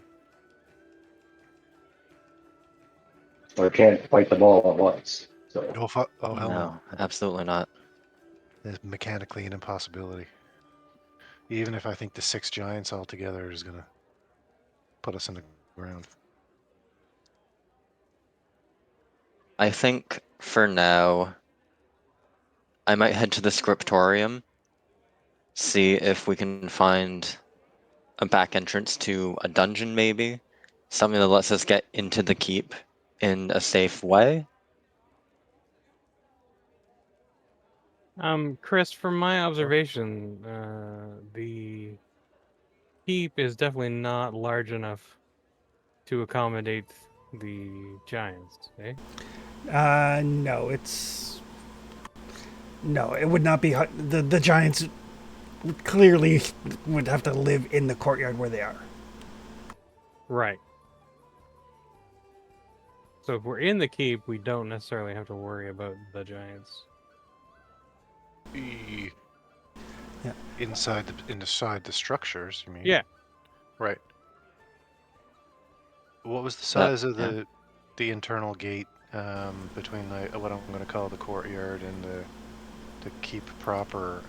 Was that big enough for the giants to get through? Oh, The one yeah, in the middle of the yes. wall? Like a hill giant's only like 10 feet tall and like 1,200 pounds Oh, okay.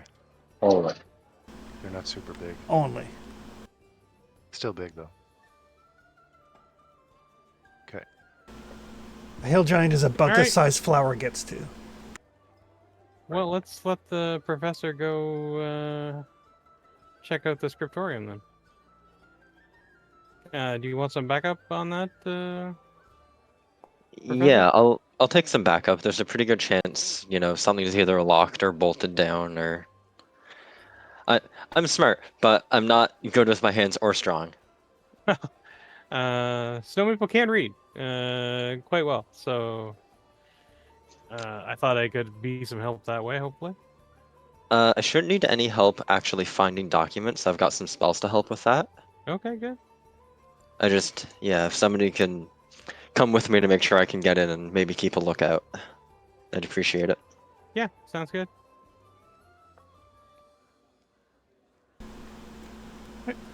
So, Professor and Snow Maple are going to the scriptorium. Yep. Yeah.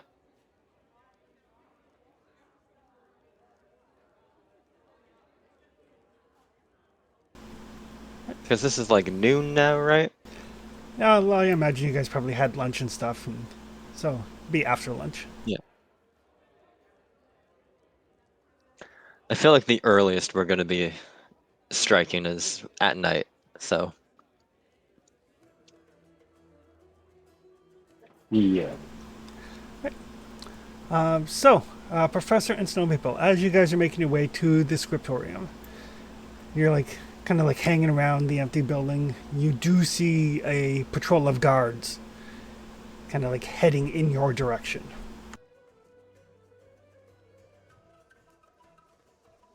Can I yoink the professor into an alleyway and find an alternate route? You can both make stealth rolls. Technically, this Am I is able to- expression, so yes, the professor can follow the expert. Oh, thank God. What is that? Is that like +3 or? It would be +2 and then plus your skill level, your level if you're not trained. I did take expert stealth this morning, so Okay. I thought this was an inevitability. All right. Sorry, it was a +2. I believe it's a +2. Okay. So I think Snow Maple's a master. Correct.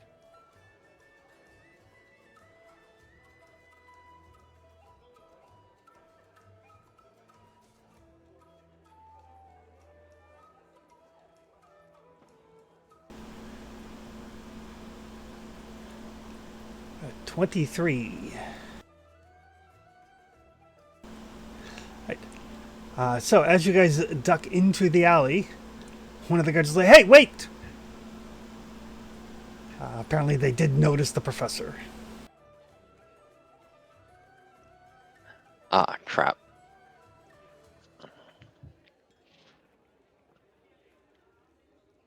Like, stay where you are. I'm here. Play it cool. I will stay where I am. And say, "Oh, yes, hi, hello. How can I help you, sir?" What are you doing nosing around these empty buildings? You up to trouble? Oh, I didn't realize. Oh no, like, look in the building beside me. Oh yeah, these are empty buildings. Sorry, I just came to town the other day. Bartholomew Higgins. Maybe you heard of my performance at the oh, what was the name of that tavern?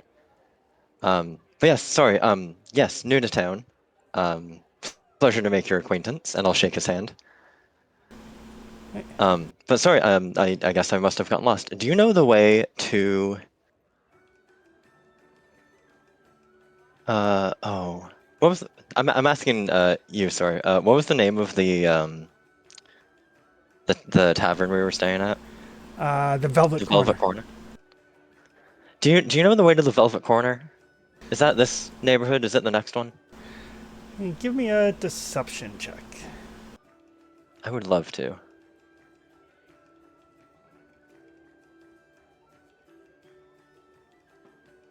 Oh, I sure don't have any bonuses, do I? That's okay. Oh.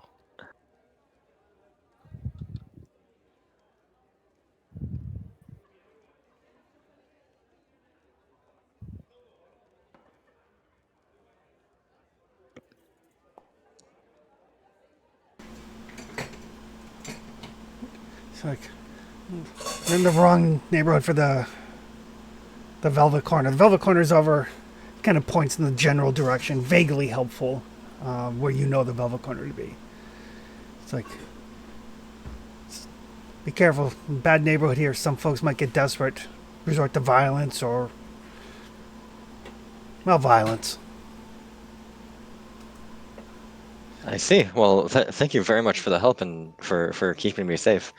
Oh, here. And I'll give him 2 silver. He has like a complete look of disdain on his face, but still takes it. Okay. It's not that he's and I'll say opposed to thank you. bribes, it's just he's insulted by the amount. I don't have much. I'm a traveling bard, not a successful bard. But I will bid him adieu, and begin slowly making my way in that direction until they leave, and I will turn around. Okay. Slowly tiptoeing away and then running right back. Yep. Imagine Snow Maple hiding in the shadows, weapon at the ready just in case. Well, weapons are always kind of at the ready. So, yeah, I'll just shadow the professor and make sure they don't try and double back on him. Nope, they don't. They wait to make sure that he's on his way, and then they continue on their patrol. Also, I'll have you know it wasn't a bribe, it was a tip. There you go. But the scriptorium door is locked. Which building is the scriptorium? It's one of the buildings in this area. Oh, gotcha. I would like to try to find an alleyway window. Okay. No problem. Perfect. And if that's also locked, I would politely ask Snow Maple for her expertise. Sure.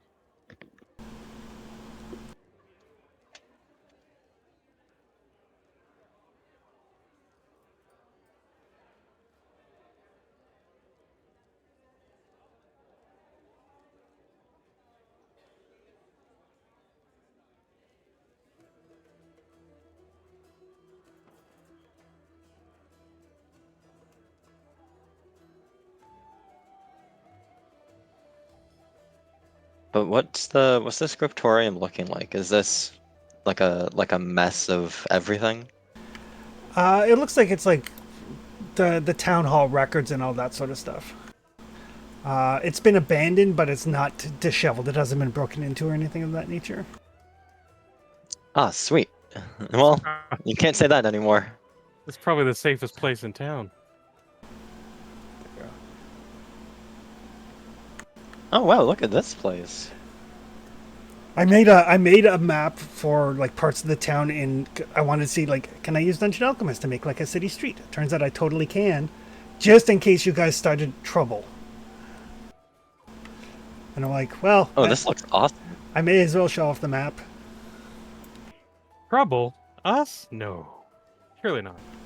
may start trouble is the thing that I'm not understanding here. It's like definitely going to happen at some point. But yes, you can find like a window on the side alley of the scriptorium, easy enough for Snow Maple to break into. Perfect. And yeah, it's like it looks like it's been gone through, but not like things are displaced, but it doesn't look like it's been tossed. And Okay. the archivist is definitely not home. The archivist is definitely not home. So if at all possible, I would like to use my librarian's staff and cast Quick Sort. Oof. I can target up to 200 unattended objects within range. Okay. And they will magically sort and group themselves into neat stacks or piles. Dewey and- Decimal System activate. That's right. And I can basically pick a fairly easily identifiable way to sort them. So I would like to sort them based on like what. Basically, I'm gonna first look for the building records because I Okay. assume they're like kept together Yep. in some reasonable spot. And then I'd like to sort them based on building, so that I can just grab a stack of papers about the keep. Ooh, it's not even a cantrip, it's an actual leveled spell. Yeah, it's a leveled spell because it's awesome. Yeah. Because it does something useful. Yeah.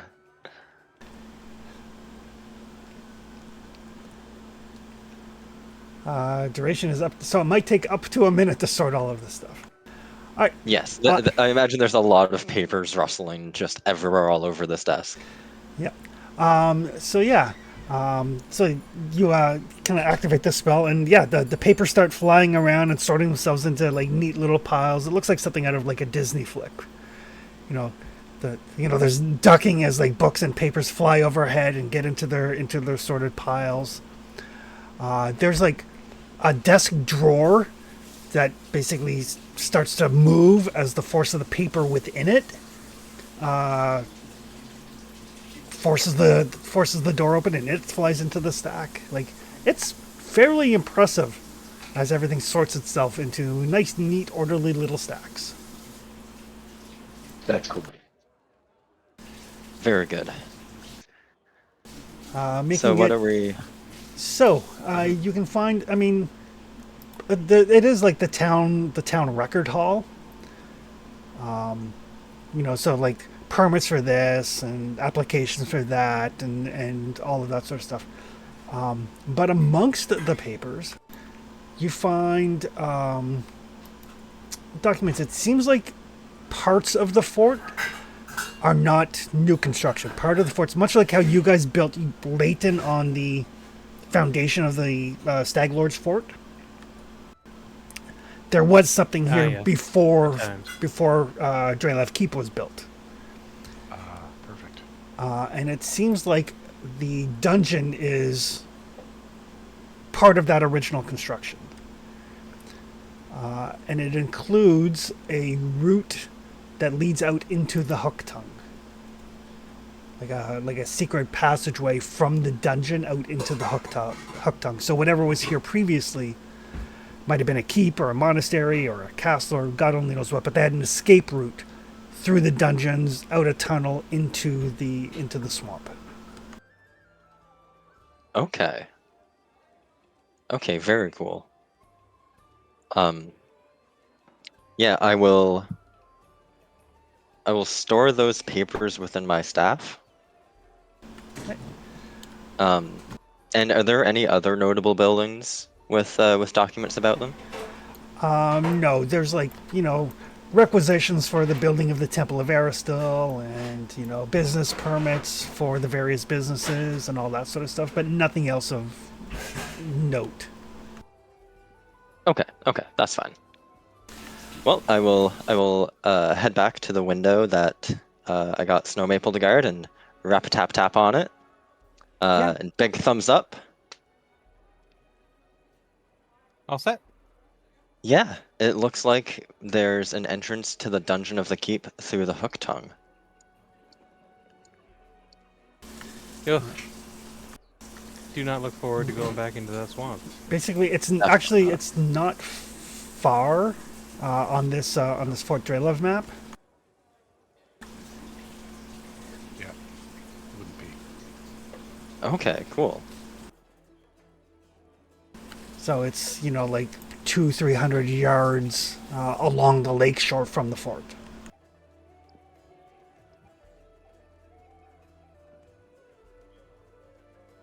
We do the That's a dungeon. I'm sorry. that's our best option. Oh Yeah, yeah, I so think so. we do the dungeon thing. I don't think we'll have to worry about giants for a while. Good job, John. I feel like it's a man-sized dungeon, not a giant-sized one. Well, I mean, there were definitely giant ruins. I guess those were what, to the east of Layton? Yes. In the Okay. mountains, yeah. We'll find out real quick when we get to the secret passage. If it's, We get to the It's secret 40 feet passageway and it's tall, and we're like, ah, fuck it. absolutely gigantic, yeah. exactly, yeah. It's like a airport hangar or something. Here be dragons written on sign. Yeah, yeah, exactly. Giants ahead. Oh crap. Okay. Well, if Well, we're gonna, sorry, oh no, you go. I was just gonna say if we're gonna do the breaching the main castle thing, that's our way in, I think. We know that there's scriptorium people being held. Is that something we learned? Oh no, I there was no sign of anybody. I don't Oh, think so. I think they might have just skipped town or closed the shop or something. okay. We don't know if he has any hostages he's holding as over anybody. Well, he definitely has hostages, because, well, he has at least Cassandra's father. Right. Well, yeah, Um, right. And the Aristel priests were brought up in the few. oh, were they? Yeah. Sorry, Gotcha. I'm having a hard time hearing you sometimes, Tony. You said they're barred up in the keep, The priests of Aristel were brought up to the king. brought up to the keep. Oh, okay, gotcha. So they might still be there, or they might just be dead. Who knows? My guess is they've taken anyone of influence. Yeah, That that's would my make thought. sense. Anybody with a little bit of education sounds like too, almost. Well, anyone they thought they could take. Might be someone to rally behind, sort of idea, maybe. What was the deal with Cassandra's father again? Was he influential here? Yes, he was one of the lords who stood up to the Baron and said, like, we can't go to Yeah. war, what the hell? Gotcha. Okay. Well, I think with this, it might be best to infiltrate the dungeon during the day. Okay. There'll be more guards on patrol, so the response time will be longer, True. and And we won't have to worry about the curfew trying to get out of town. giants should be in the courtyard too. Yeah, giants will be in the courtyard. They won't be roaming around at night, which is something we heard, right? Yeah, I think it was that they sent the giants out to enforce curfew. Yes. Gotcha. Yeah, we don't want to be if we do something in the dungeon and get out of there. We don't want to get intercepted by some giants. What do Yeah, people think? daytime makes sense. Yeah. What is the thought? Get in there and get the father out and at least make that known, like unofficially, that he's been freed. Maybe that'll help the people realize what's happening a bit more. Yeah, I think it might be good to try to get the father out Hmm. and maybe just try to get him directly here. When we came into town, how did the security on the water look? On the water itself, nothing, but like at the port, there was definite security. Right. So what about if we stashed our raft a little bit north of the where we think the entry point for the secret tunnel to be, And then when we come out of there, we just get on the raft and head straight across, get him out of here anyway. For Oh, now. just bring him like right to Tatselford or something. Yeah, that's my thought anyway.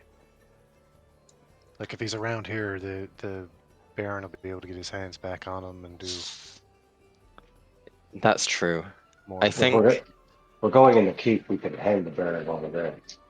Well, he'll be able to give us some more information about what to do next, maybe as well.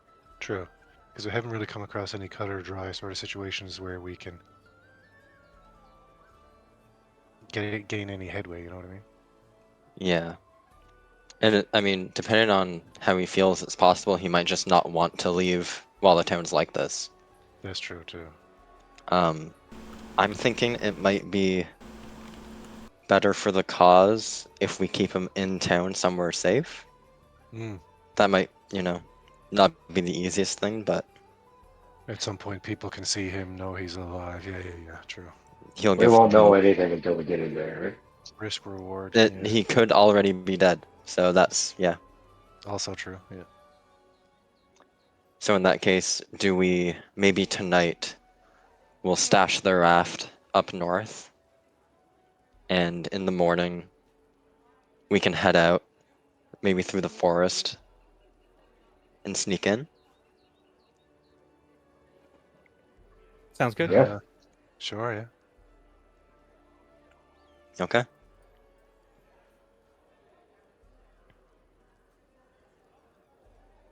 One way or another, though, I would say this bit of information is going to reveal our sort of presence, if not our exact presence of like who we are in town. There's going to be revealing the presence of a Of active someone working. counterfaction, right? Absolutely. So that's. I Gonna mean, be, that was going to happen as soon as we did anything, right? yes and no. Like to the people in charge is I guess what I should have said. Like directly Sure. to them, it's going to reveal, right? If we somehow manage to be able to do sort of small covert things around town, right? It'd be more so letting the people know before the. But anyway.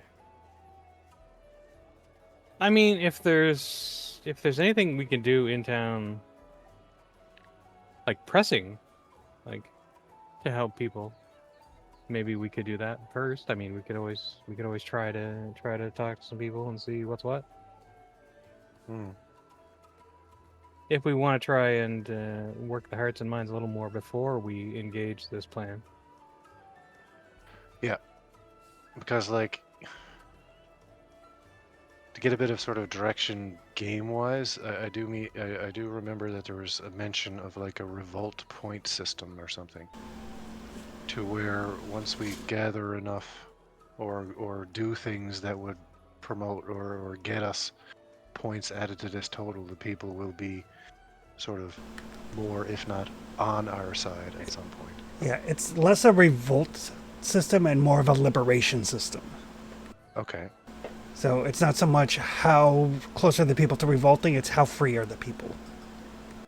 Okay.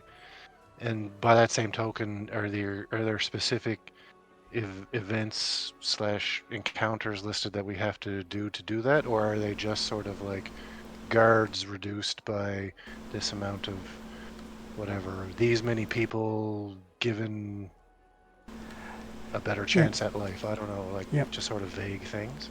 There are specific things, but anything that you guys want to do that will liberate the people. The biggest problem that you guys have noticed while you walk around is they're not talking to strangers. They're not going to come up and say like, "Oh, the guards are being mean to me. If only this." Like they're not. You guys are 100% going to have to take the initiative to do a thing instead of asking them what they need done. Right. Okay. Okay. In that case, we probably should, strike first. Sure. I have a question with rules. I've got that greater staff of animals, I think. Yep. It's called. There's a spell on it called Summon Animal, and when I click on it to look at it, all it tells me is I can summon an animal of level minus whatever, but there's no other details. How do I see like how long it lasts? Does it disappear when it dies? Like all that kind of stuff. One second. Sure.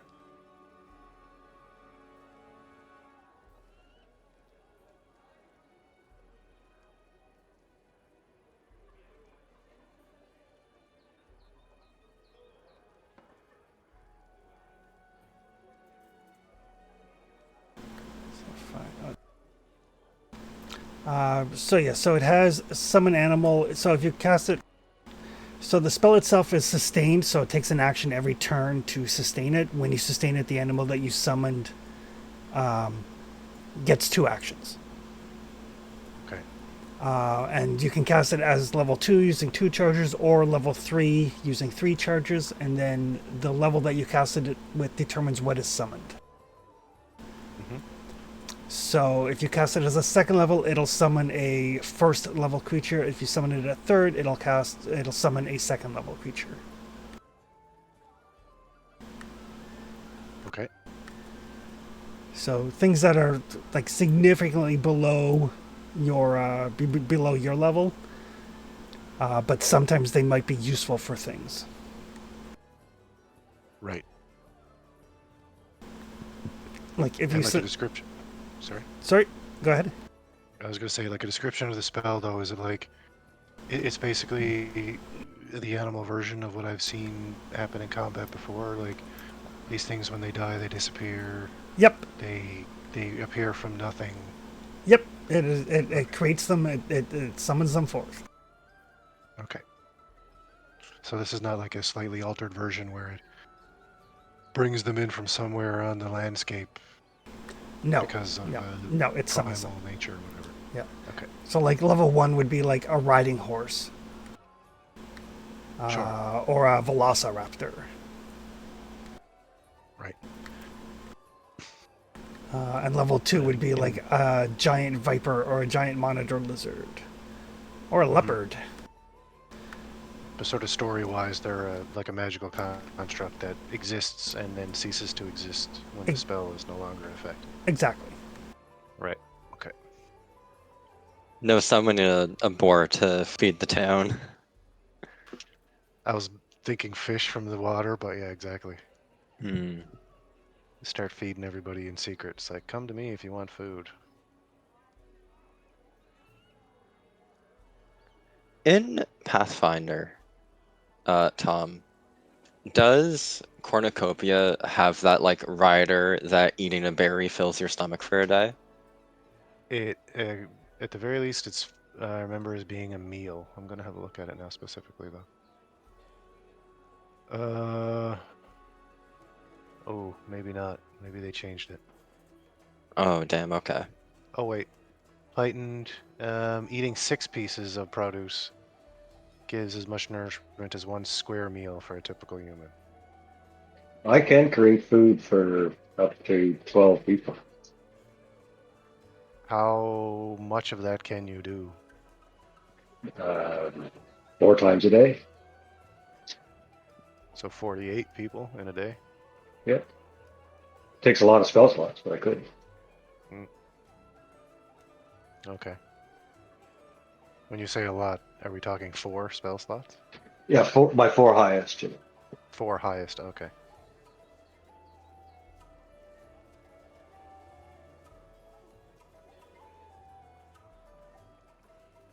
And that would feed 12 medium creatures.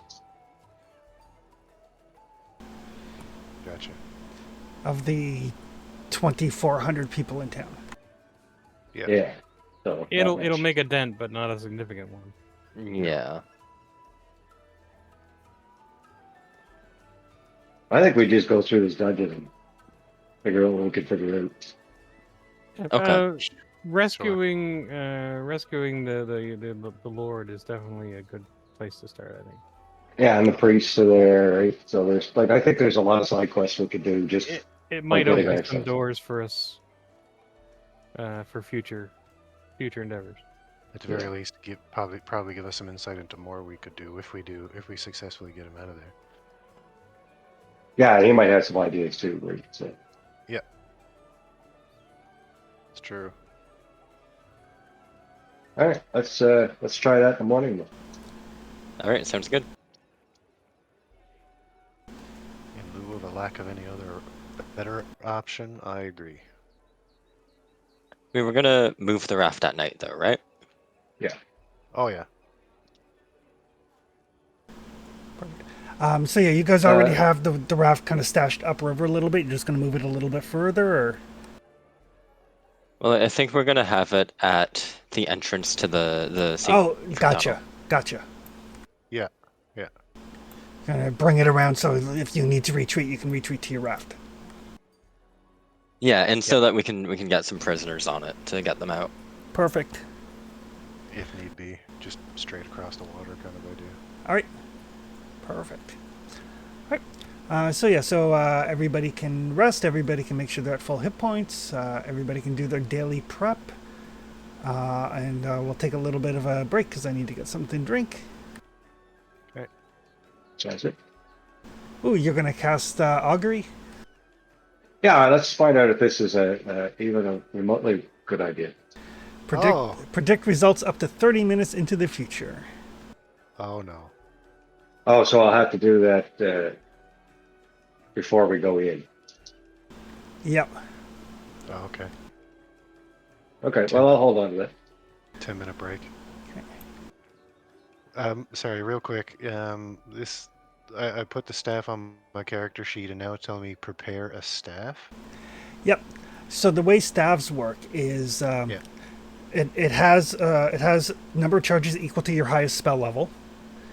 So it'll have 3 charges because I think you can cast level 3 spells. Correct. Or do you get level 4 spells now? I think it's only 3. I'm still on third. Yeah. Third Yep. rank. So it'll have 3 charges, and then you can give up a spell that you have prepped to get additional charges equal to the rank of that spell. Okay.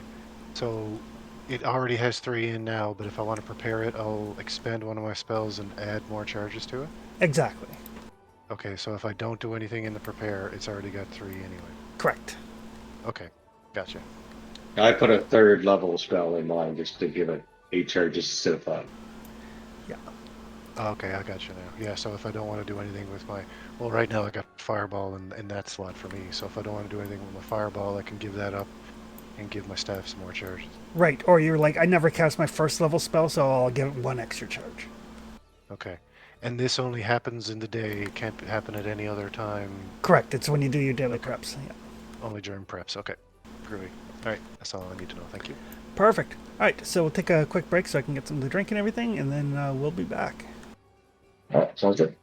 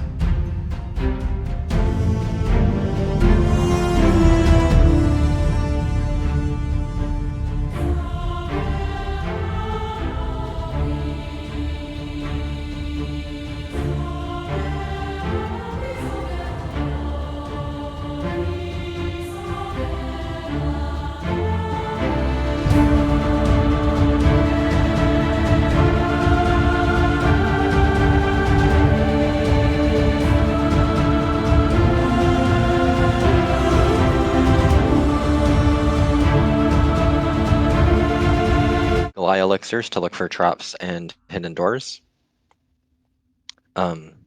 Also snow maple, there's a ginger chew. Oh. Um, that I think lasts for a duration, and then it gives you an action you can take to reduce your sickened condition if you become sickened. So I made 2 of them, one for each of us. Handy. Yeah. Well, especially with our terrible fortitudes, if we get sickened, we're going to stay sickened. So make sure to have some ginger if your tummy hurts. The professor may look young, but he's still an old man at heart. You made D&D or fantasy gravel. I sure did. Awesome.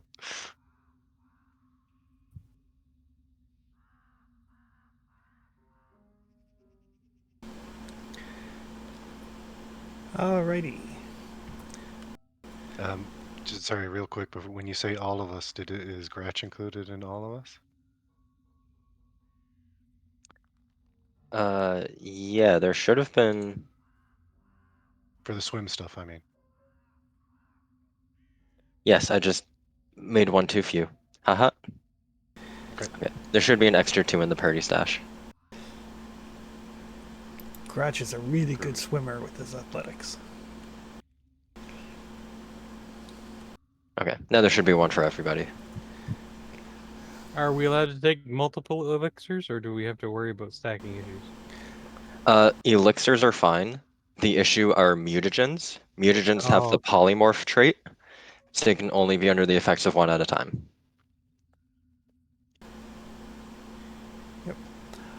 But conveniently, the tunnel is like if you didn't have the schematics, you probably wouldn't even notice it. It's like a kind of a hidden door, and it is up on the cliff a little way, so it is above the water line, even accounting for the tide.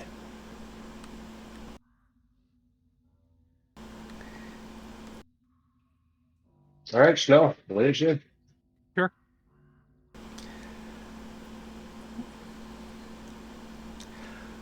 It is a dark tunnel. It is wet. It is drippy. You travel for some ways. I assume somebody is putting a light on. I'll put a light on. Why not?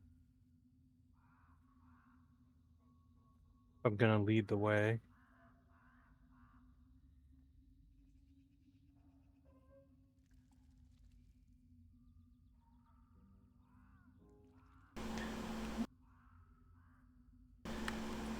So yes, the tunnel eventually opens into a massive cavern, showing signs of discoloration from occasional flooding. Stagnant runoff is collected in natural limestones. There's a basin of absolutely filthy water in the north. And We don't have to go in that, do we? it looks like you can go around it. Oh God, thank you.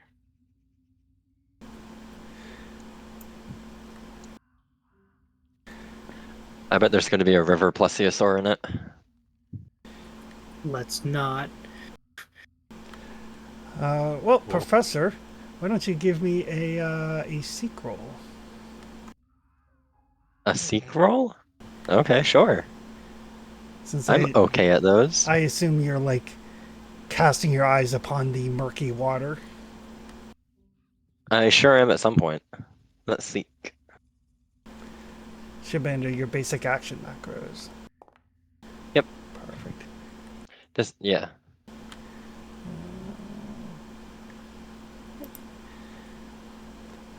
It's I'll even stand precariously close for you. it is very, very murky, and there's like an oil slick rainbow on the surface. Oh, No, thank you. something died in there. Can I tell what it is? Is it like oil? Is it ink? Is it putrescence? For Traxton and Gratch, with your heightened sense of smell, it smells acidic. Oh. Can I try a seek roll? Sure can. That's the basic actions, right? Yep. Okie dokie. Make sure I'm on the right guy. Doo doo doo.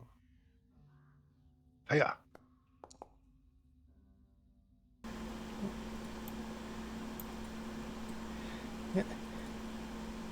It is.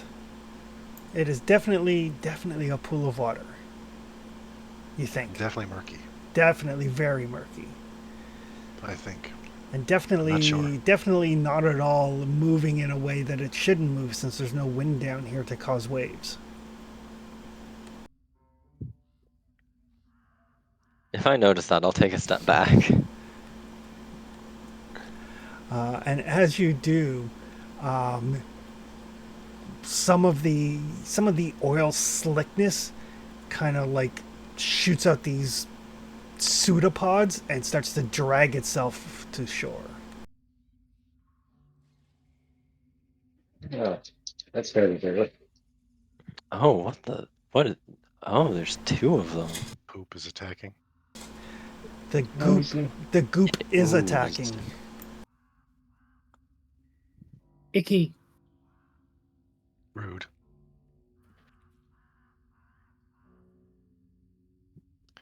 Doo doo doo. Initiative?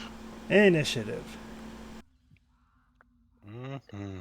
Snow, did you grab a feat that gives us a bonus to initiative? Am I misremembering? I think it's part of my scout one, isn't it? Not as of yet. No. Oh, we must be good.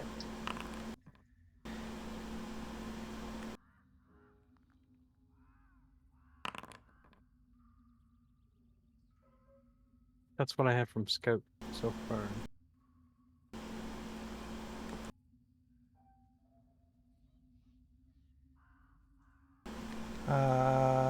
So yeah, you give everybody. Everybody gets a +1 to their initiative. Oh, sweet. So I got a 38 instead of a 37.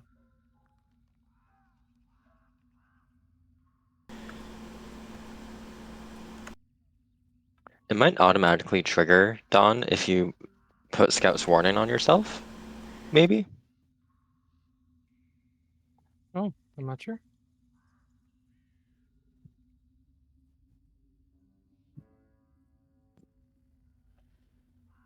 It's something I can. Oh, okay. Maybe just like that. No, it goes away. Oh, weird. Yeah. So you can roll your initiative, and Ties don't do anything, or enemies when ties, right? enemies win ties. Okay, because that put me to 27 with the 27 fen pudding.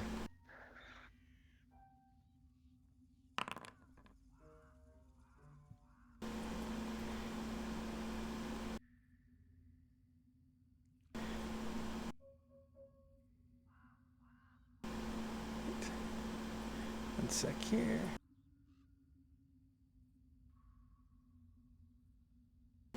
Okay. All right. Traxton is up first. Okie dokie. Let's get some hunted prey on this one directly north of me at the moment.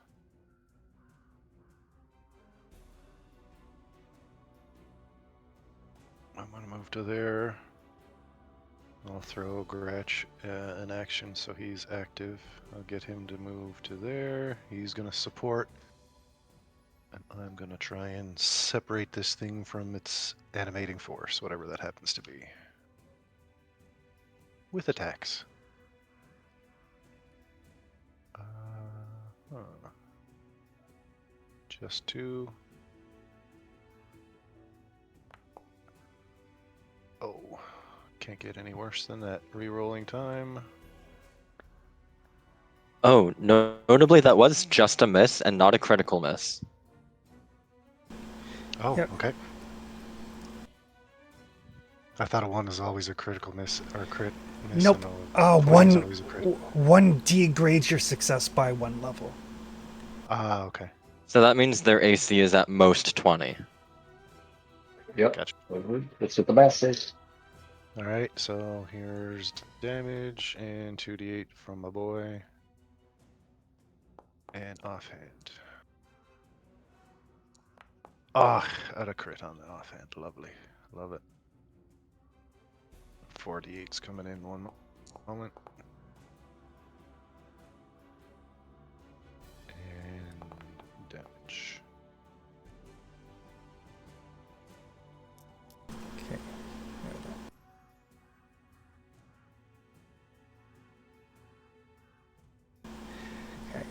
It took absolutely minimal damage from that. Oh no. What? It took 1? Took 1 point of damage from that. Nice. And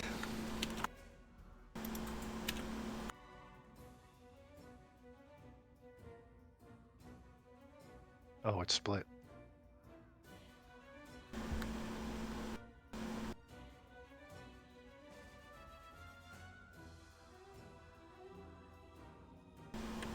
it splits. Oh, I bet I bet they split when they take slashing damage. Oh, probably. The 1 point was probably the 1 point of fire damage going through. That will take us to Snow Maple. It's interesting that they took, if they only took the anyway. Uh, Hit by a slashing weapon. okey-dokey.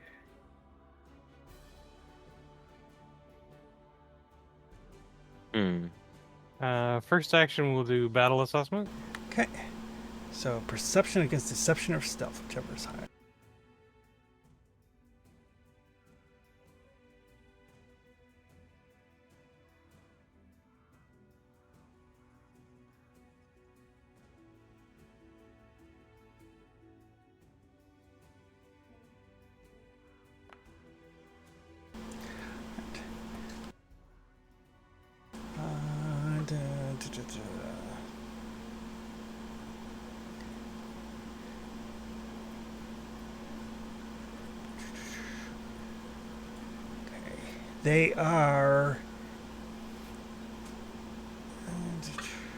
They are immune to slashing and piercing. Okay, That's not great. not great. Let's see how we do with fire.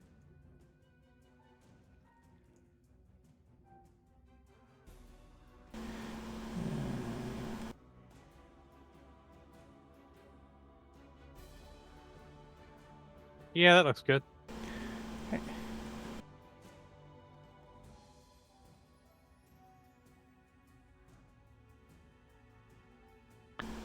Surely these things can't succeed a reflex save, right?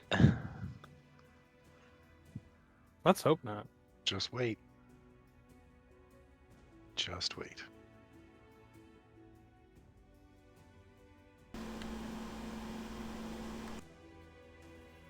That guy will succeed.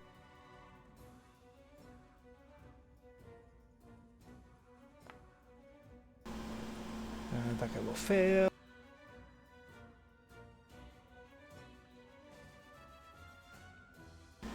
And that guy will critically fail. Ooh, Oh, boy. nice. The question is, how many more did they going to spawn? None, I hope, because it's fire damage. Although, is that what did it to the other one?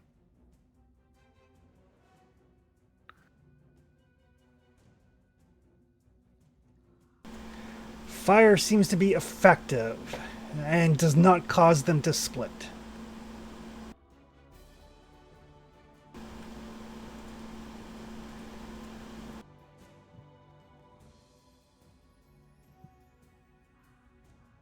Well, that's some damage on target.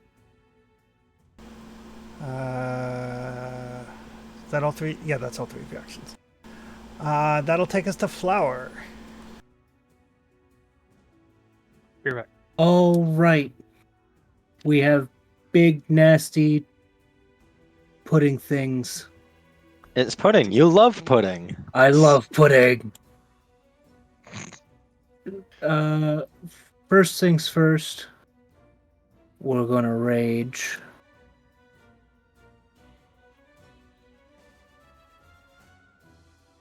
Next. I have the room to do this, yeah. Just gonna stroll up here. I must smack this one here in front of me.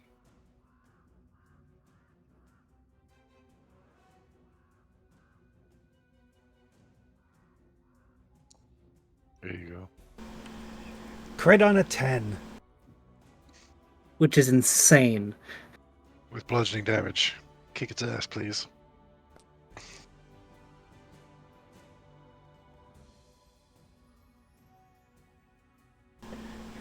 Ooh, yeah. It did not take as much as you would have hoped, but it does not split, and it did take damage. Oh, it's immune to crits too. Ooh,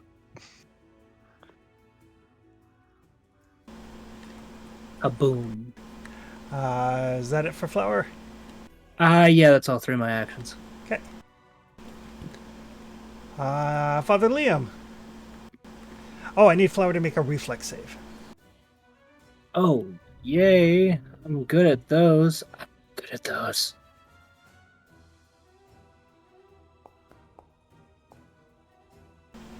Uh, 20 is as you pull your I-beam back, there is some slight pitting in it. oh god. Oh. Oh no. Okay. Oh, joy. They're corrosive.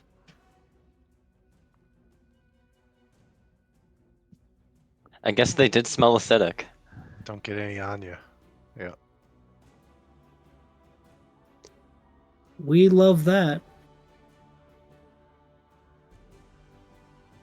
Do we though? No. No, no, we don't. Didn't think so. Not one bit. All right, I'm going to stride.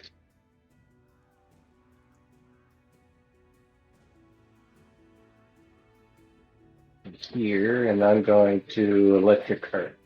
Electricity. Okay.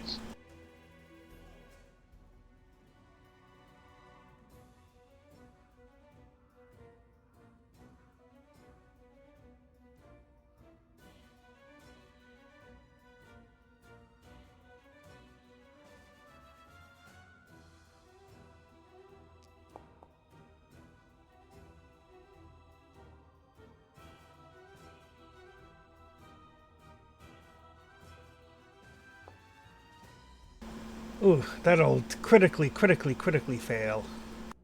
Excellent. 3 critically. Oof. Is that triple damage? Ooh, I rolled back-to-back ones. Wow. Excellent. Okay, so they're taking electrical. That's good. Yep, they do seem to be affected by electricity, and again, it doesn't. They don't split. All right. Okay, that's me. This Fen pudding. When they split, are the new ones the same size as the original? It doesn't say they become smaller, but they do get like the hit points get split in half. Okay. So So it's not terribly cheeky, just a little cheeky. yeah. I mean, it's actually detrimental because it's easier to flank a. It's easier to flank a larger creature. So one of them is it's going to lash out a pseudopod at Flower.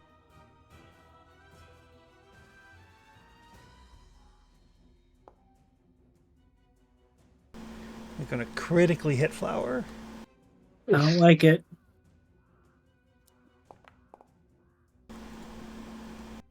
Close your mouth. for 54 you get- damage. You get your Ow. private rolls on again, Chris. Oh, Oh, only takes 47. only. Only. Yeah. That's just a scratch on Flower.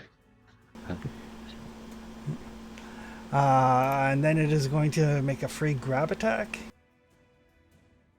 Uh-oh.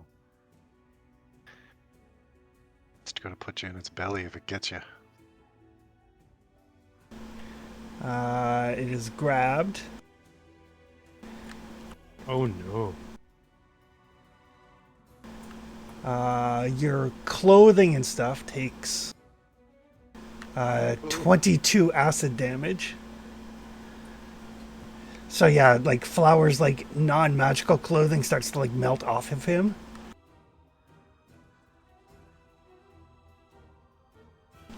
That's not good for anybody. I don't like. It's We don't true. want to. Yeah. We don't want to see that either.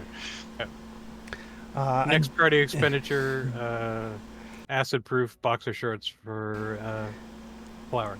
Yep. and then it is going to constrict, which is a fortitude save. Fortitude save. I'm good at those ones.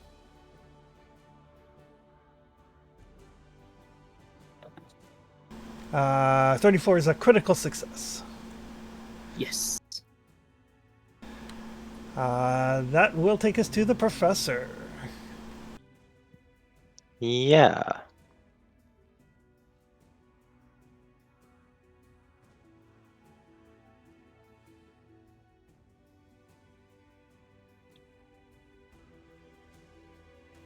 Okay, so I'm not able to angle this without hitting either Traxton or Gratch. So I guess I'm gonna unfortunately hit Traxton with it because I feel like that's what he would prefer. He loves that. I've heard. Sure. But I'm gonna spend 2 actions to cast Haunting Him. All right. Or oh, they're slow.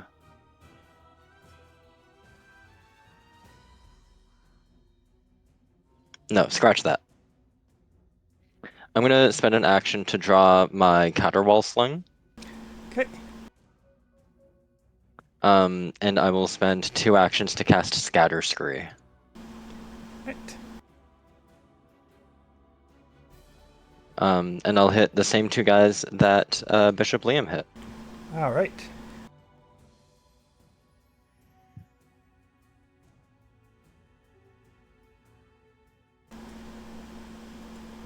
DC 26. DC 26.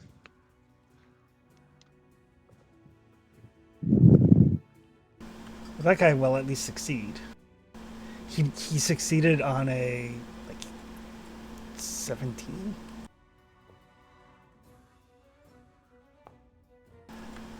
So 1 success and 1 fail. Okay, perfect.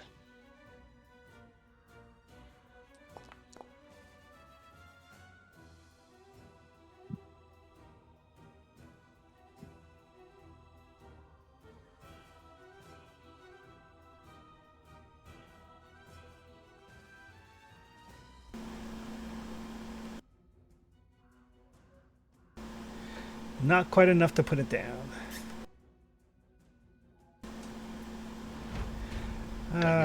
This creature at the back.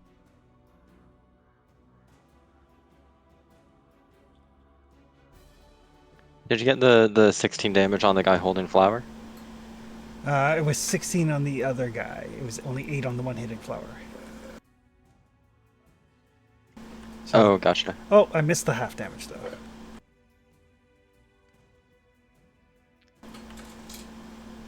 I think I hit the wrong button. There we go. Damage is all proper. Gotcha. Perfect. Okay. 3 halves of damage. He does have reach. Get it there eventually.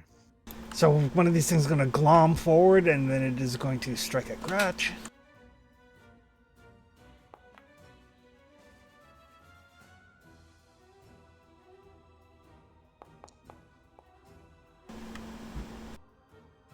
The smell of burning fur.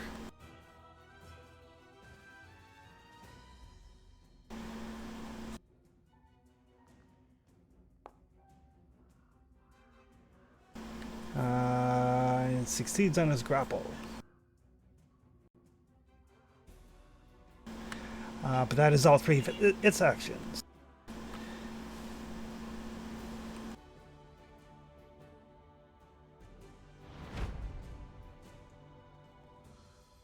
Has to move ever so slightly to get to Father Liam. Oh no.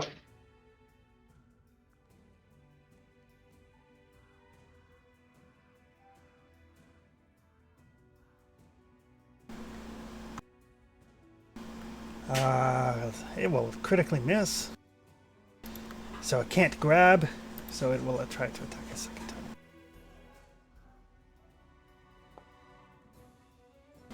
Also miss. This is back around to the top to Traxton. Okay. I am going to attempt to light these things up because it worked well the last time. All Let's right. see what I can do here. It looks like if I put it right here, it'll touch all of them. Not touch me. Yes, it will. All right, let's do that for 2. Roll damage. I click. Yep. Okay. Boom. Yeah, something.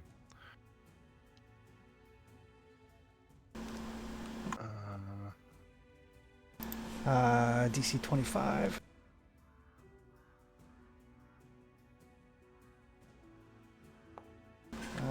First one will fail.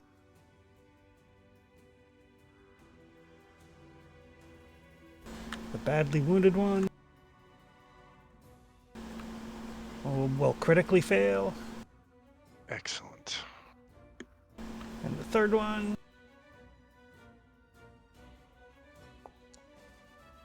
will also critically fail. Beauty. Nice. Even better. That's pretty good for a third level spell. Not bad. But the crit fails 44. Should be anyway.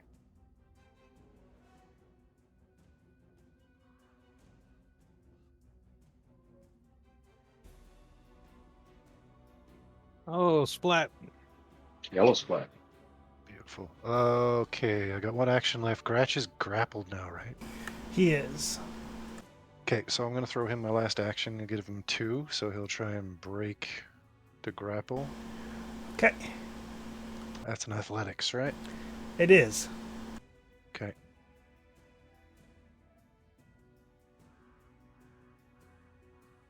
Alrighty, here comes his athletics.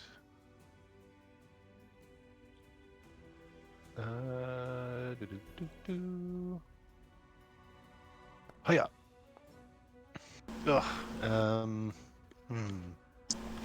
28 is not enough to break free. I was gonna say, I'm gonna re-roll that if that's alright. Use one of my hero points. We've done it before. Sure. Yep. I don't think you can do the reroll though. It says re-roll and keep the new result, so would I do Oh, that and perfect. just cancel out one of my hero points? Perfect. Yep. Okay. What is? And I'll just make one of these things. Ooh, critical success on the escape. Oh, perfect. I think I'm just gonna add them, so could you just wipe one out for me if you can do that? Yep. Because I clicked it and it just added another one, I think. If you click the other mouse button, it should take it off. Oh, okay. I'll do that for next time. Alright, so he's out with the first action. I'm going to get him to back away. We'll do a move, because all I think he does is piercing and slashing damage, so... Yeah. That'll be it. Okay. Snow Maple. Yeah, I'm gonna target the one right in front of me here.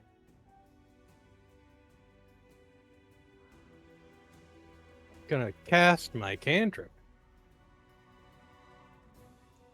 You have a cantrip? I do. A damaging cantrip. I thought you only had shield.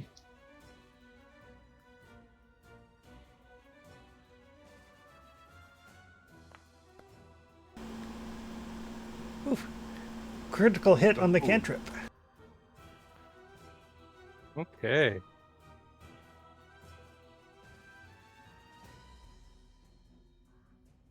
Good debut on that one. Yeah.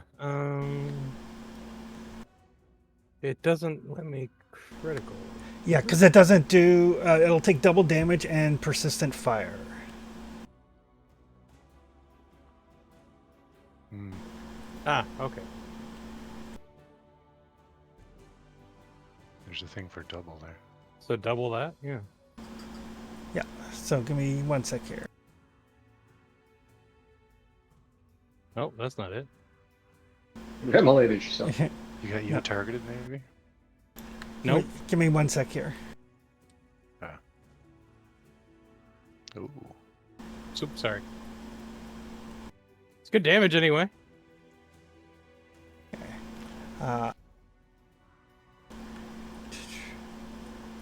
Uh, so the damage is going to be 5d4, and then the persistent damage is also going to be 5d4.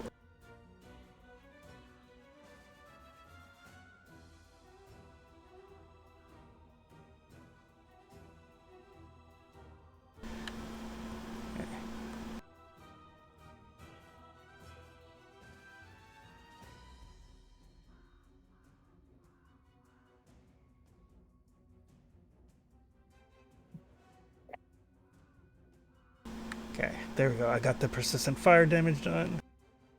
Oh, okay, good. Okay, perfect. So it is on fire. It's still there, but it is on fire. Right, and my third action, I'll do shield. Okay. That'll take us to Flower, who has been... Oh, you're not grabbed anymore, because that one got kablooied. Yay! He's free! You're welcome. Well, gonna slide over here in with Traxton. Try and explode this one.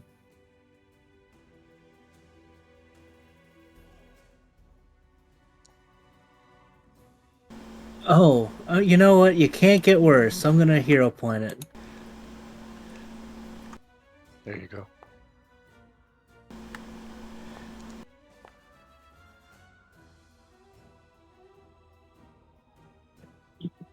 Yeah, so it's not taking crits. No. Yeah. But it does explode. I need to make a reflex. You need to make a reflex save. Oh no. Is that a success? No. Oh. Do I have another hero point? Yeah, I do. We're gonna use another hero point. Okay. I don't think 19 succeeds on anything for us anymore. Yeah, no, probably not. 27, though, is enough. Sweet. Again, your weapon is pitted, but does not take acid damage. It takes us Just try and to later. Father Liam. All right, so we'll start with the stride.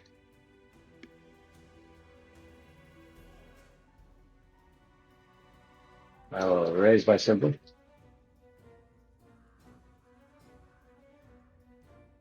And then I will shoot a rocket this game. Okay.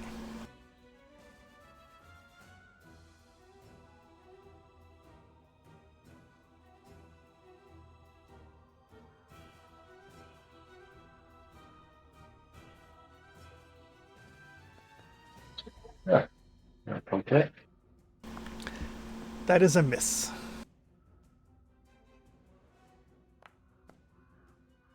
That is a critical hit. These guys are stupid easy to hit, but they have a bunch of immunities. That's without the crit, but I mean, Yeah. And they can apparently break your weapons. That. Yeah. Oh, big time bad. No, like, that's me.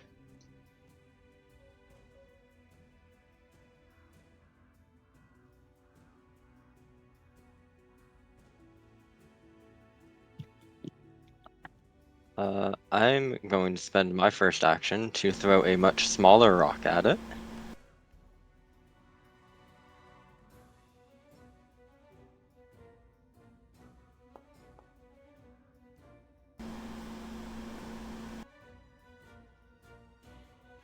Hitting on 5s is nice. Yeah, it's not bad.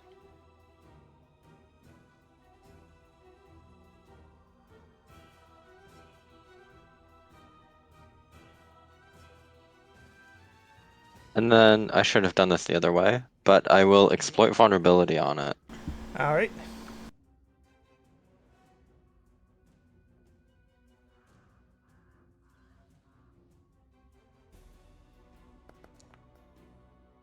Ooh.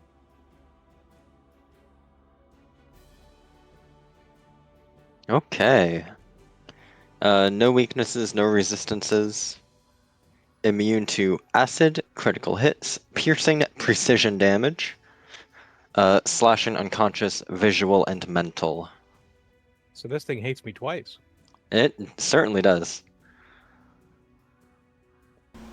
And you did succeed at the recall knowledge. Okay. So this thing splits in two when it starts slashing damage. Is it In it, naturally occurring, or was it put here? yeah. Was this created, or is it just a thing?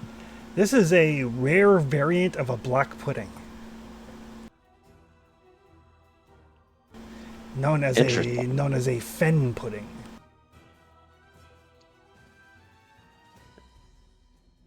So is that it is natural then? It is natural. Interesting. Fair enough. Most often found below ground, these oozes scour caves for objects to dissolve with their corrosive secretion. This caustic acid is particularly dangerous to creatures that attack a pudding, as it can quickly damage and destroy gear. Yep, it sure can. Rude. But you're so expensive. I Good need thing this there's no stuff. one here but us amateur wizards. And yeah, does it do anything else that we need to be aware of? Nope, it literally basically just grabs you and melts you. Okay, that's fair. Yeah, I'm good. Oh, and it has no eyes, so you can safely assume that it can sense motion. That makes sense. With precision. I will use my last action. I can't intensify because I did that this round. So I will just reload my sling. Okay. The fen pudding is going to move. Slowly, very slowly. Blorp. And then Father Hall is the closest. He sure is. It's true. Hey, shield. Your shield stopped it from being a critical. Nice.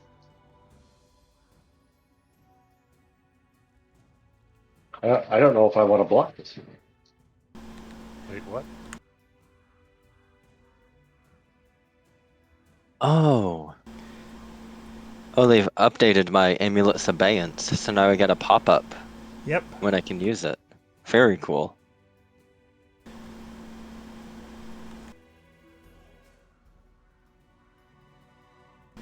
So yeah, after that big solid hit, Father Liam takes 4 points of damage. Nice. Because that's Cool. the, I really like that it just works now. yeah. That's a huge quality of life increase. But that does mean it is going to try to grab Father Hall.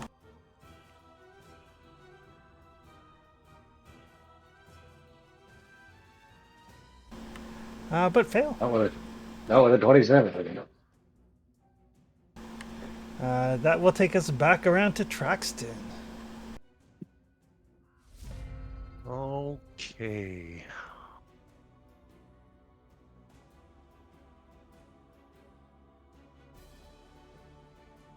I I shall, with one action here, it says one activate. I use my spark blade to cast electric arc on this thing. All right. Or I guess it's just a description of electricity or whatever. How do I activate that? Give me 1 second. I just got on the weapon. I'm trying clicking this.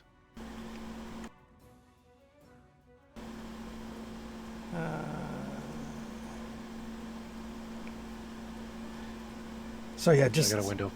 you got a window. Okay. I got a window for rolling damage. Yep, because it's a reflex save. Okay.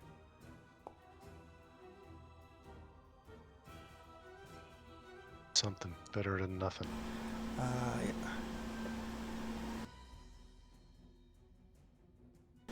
Yep, it does take some damage, and it doesn't split.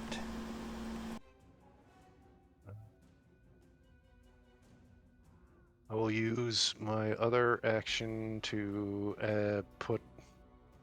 Actually, no, it doesn't make any sense. I'm going to attack twice with my light hammer. Okay.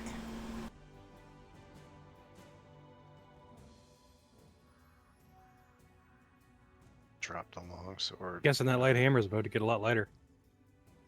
Well, I don't know how much lighter it can get. It's true. All right. Maybe it'll float away.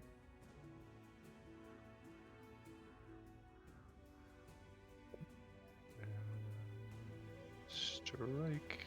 I'm not throwing it. Ooh.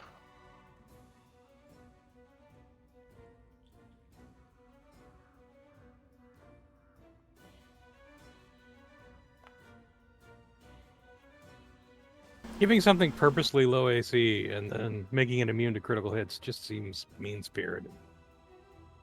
There's a lot of mean spirit to do this design, I think. There's a lot of nopes in it. And I've got one more action left. I gotta do a fortitude save first, though? Reflex save. Reflex, okay. Hoi. Hiya. Okay, you're good. Okay, and the last attack.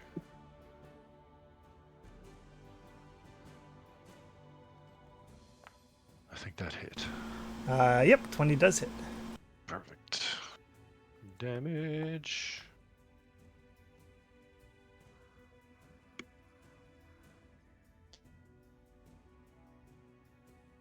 Yep. The main That's thing it. with immunity... Oh, and reflex save. Yeah. Immunity critical hits makes them immune to the double damage, but they still suffer any critical effects that happen. So, like, you're off guard, you're knocking prone, all that sort of stuff still happen. Okay. Does the hammer do anything to him if I get a crit on it? Has a chance to knock him prone. Oh, He didn't get knocked prone, but he actually had to make the roll, so... gotcha. Take us Reflex, to Snow Maple. Reflex.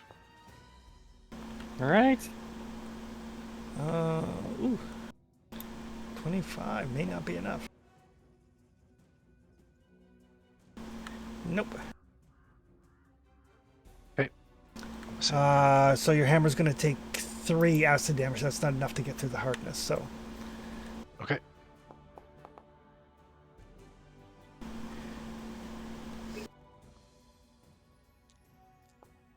And sorry, real quick, Gratch just moved with his own action down there. Okay.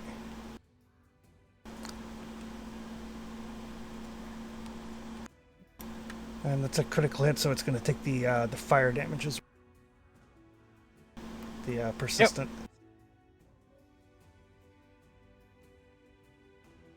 I mean, that's not nothing. That's like 5d4 persistent fire damage.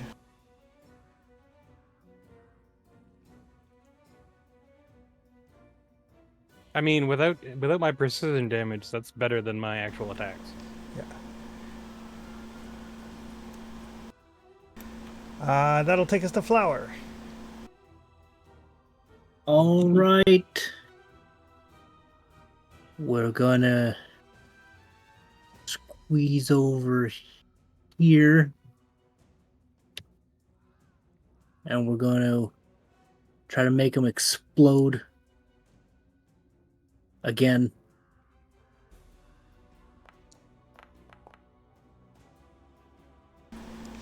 So yeah, there's been like a tremendous amount of like booming sounds happening. I hope we weren't trying to be stealthy. That is a hit. Cool. Flower's like yelling. Everybody's like, "What?" I'll do the reflex save. Okay, you're good. Now I'll hit him again.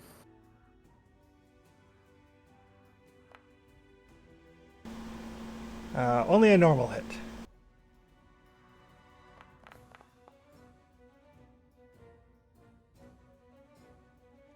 Cool. All right. That'll take us to Father Liam. Okay. Well, I mean, there's much I could do to this. I'm guessing Divine Lance won't work on this thing. I'm not sure if it has a soul or not, but the Electric Arc does. So It didn't say it was immune to spirit damage. It Is it wasn't on immune it. to being tripped, real quick? No, not immune to prone. Lovely. I mean, tripping it's just going to make us what easier to hit it. Yeah. Which we Yeah. automatically do anyway. We just gotta hit it, really. Crits don't make a difference. Yeah, I just Although making it easier to hit is still good.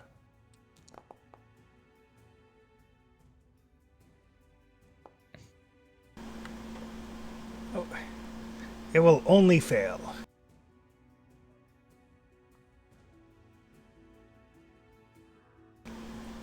That'll take us to the professor. Near death, eh? I mean, near death is relative. it's Orange. orange. Orange Yeah. near death. Yeah. I will spend my first action to cast Scatter Scree again.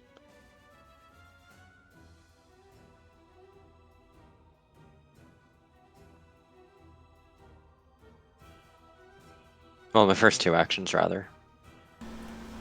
It will succeed. Haha. Okay, still takes damage, though. Yep.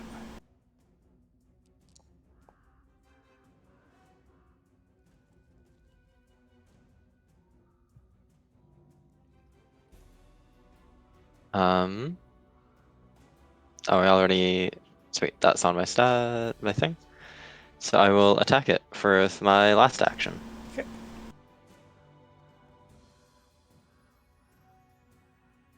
Ooh.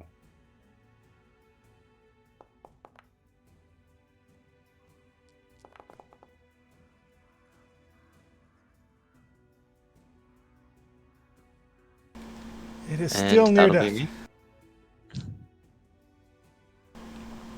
Okay, its turn. Well, it has 3 people, so it's going to attack 3 people. It's going to start with Flower.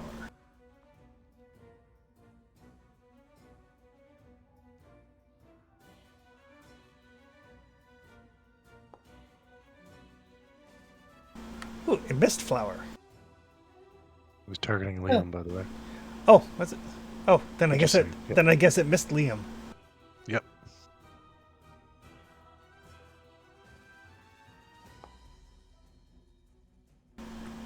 Then it'll miss Flower. Excellent.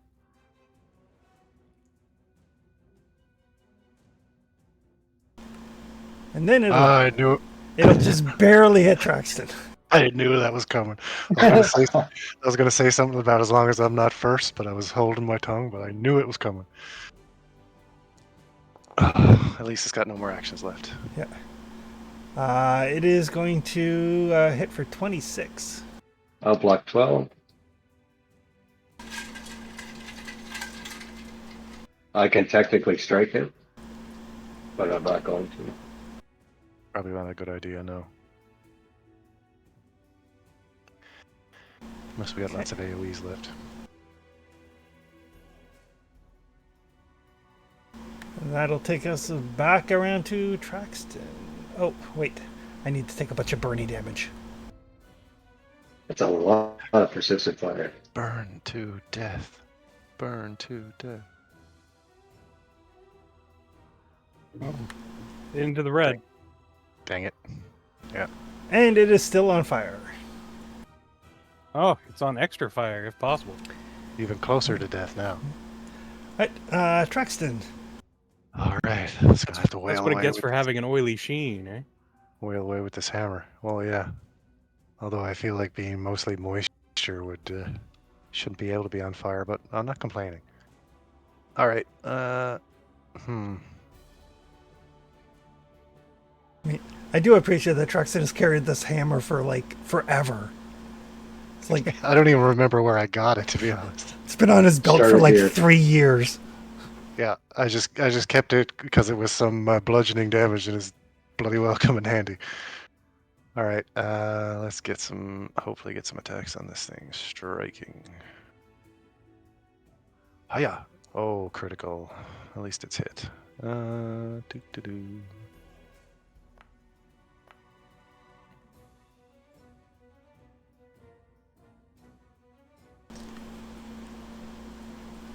Still running. Still running. All right, next one. Another crit for us. Hey, Critting all day, that Traxton. apparently. Hey, there we go. And I do need 2 reflex saves. All right, here we go. Come on, light hammer, you shall survive. And the next one. Yeah. Oh, that was almost a 1 on my screen. You're good. So yeah, there's 2 of these burning tarry masses. There is no doubt at all in your mind, though, that anything else that might be down here has heard the thunderous booms of the I-beam. Oh, yeah. How far in from the riverbank are we right now? Like 300-400 feet. As of We're right now. still a good ways from under the castle, Oh, aren't we? 300 or 400 feet in the tunnel, maybe not. Anyway, I'm gonna ping detect magic just to see if there's anything right there.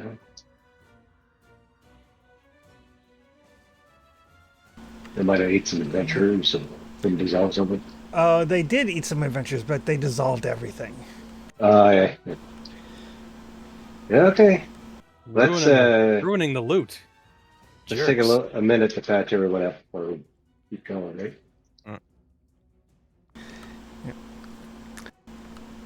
are you going to drop an AoE or anything, or? No, I think we could just. No one's really hurt, so I think Snow could take care of most of this. Well, it takes me 10 minutes per, but I gotta refocus for 10 anyway.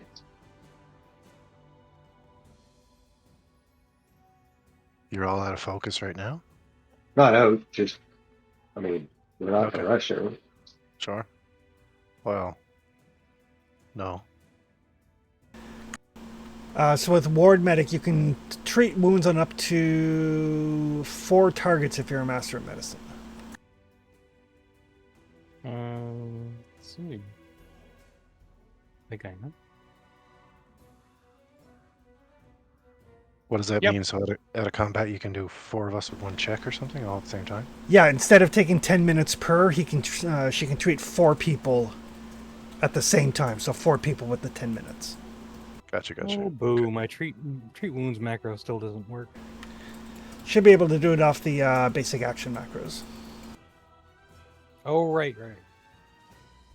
Nobody's gear was damaged, right? No, everybody made the reflex saves. Sweet. Or if we didn't, it wasn't enough to pass hardness, though, so that there's no damage then, right? Correct. My hammer did fail one time.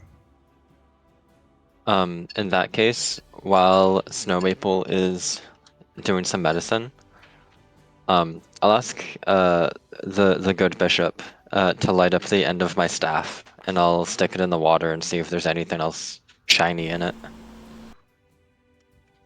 Yeah.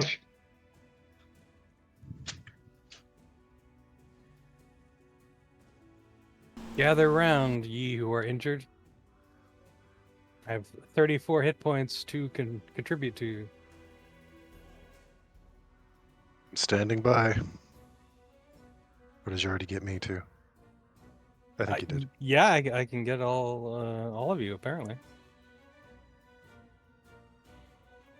I'm just saying Gretch has already got 34, so. You want me to roll for each, Chris, or just No, we'll just do it as one roll. All right.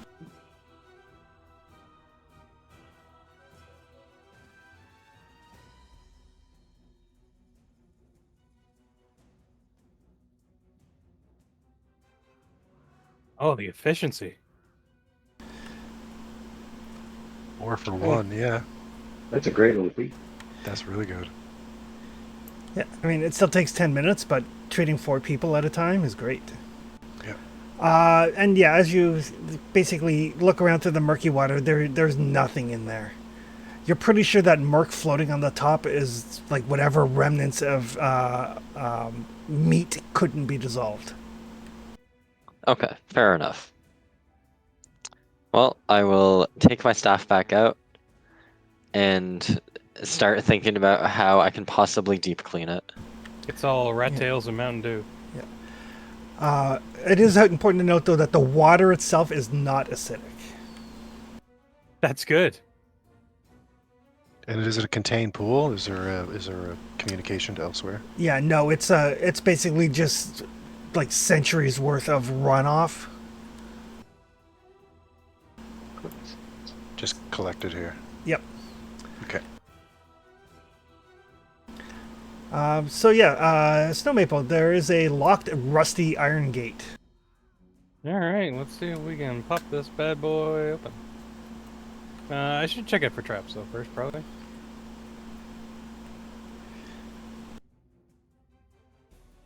Get out your oil can too, because imagine those hinges are pretty rusty, although the bombs we just let off a minute ago. It does not appear to be trapped. However, the lock mechanism is fucked. All right. So if I don't miss my cue, this sounds like less a job for me and more a job for Flower. Yes. Come on, Flower, let's tear this door off. I will stand aside. Tony, did you mention a silence spell earlier? Yeah, I'm prepped for silence immediately. Now might be the time. I mean, if we want to try to preserve some stealth going forward. I think it's marginal at this point. It was just mentioned we detonated about 20 sonic booms a minute ago, right? So Yeah. This door did probably absorb a lot of that sound, though. we are hundreds of feet in. Sure.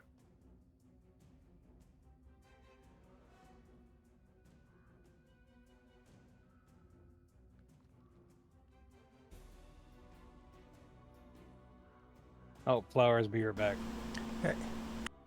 I'll give it a try. Perfect. There should be a force open on the basic action macro. I'll give you a hand with that. Sure. Aid toggle. What the hell is that? I'm not sure what that means. Interesting. Under my basic actions, all I have is an aid toggle under. There's Oh, no that's aid. that's if you're being aided. Oh, So Yeah, if you aid me, I could put it on. Yep. okay. So athletics roll from Traxton, DC 15. Athletics coming in. Do.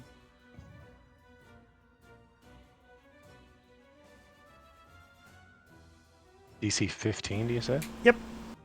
Oh my god, I just My noticed athletics is the- plus 16. Does that make a difference?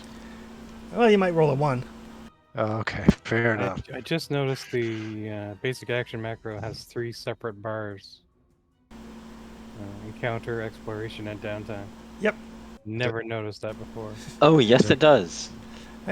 So that is a critical success on the athletics check to help Father Hull, So plus 2. which is enough to open up the door.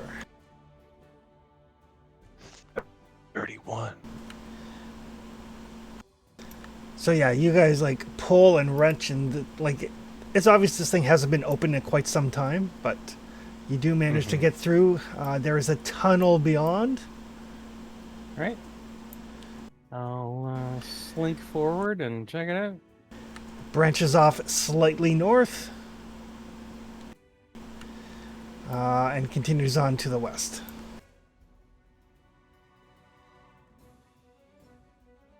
This little room's empty, eh? Give me a perception roll. Do you want seek? Sure.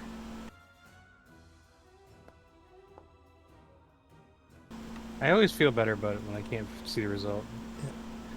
Uh, yes, that room appears to be empty. Okay. That makes me feel worse. I say that all the time to my players. It's fine.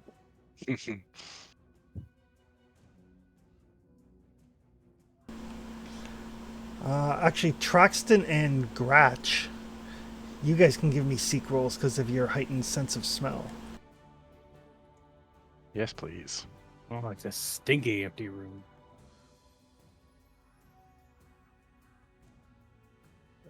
Perception, you say?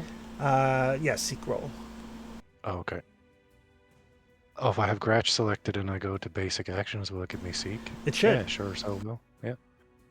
Excellent. Okay, here comes his Seek. Once I find it. Doo-doo.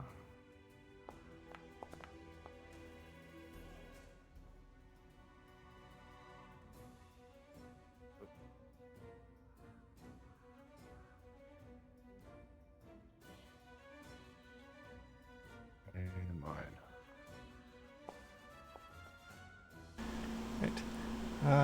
Traxton, you smell berries. Hmm? What? Up to the north, you smell berries. Something sweet up in the north. Smells like berries. Just through here. Through this little crack, is it? Yep. Okay. Strange place for berries. I imagine you gotta push your way through here, like you gotta sort of Yeah, you can squeeze through there. go sideways kind of thing. Yep. I'll push in real quick. Yeah, as you follow your nose, you find tucked away a knapsack.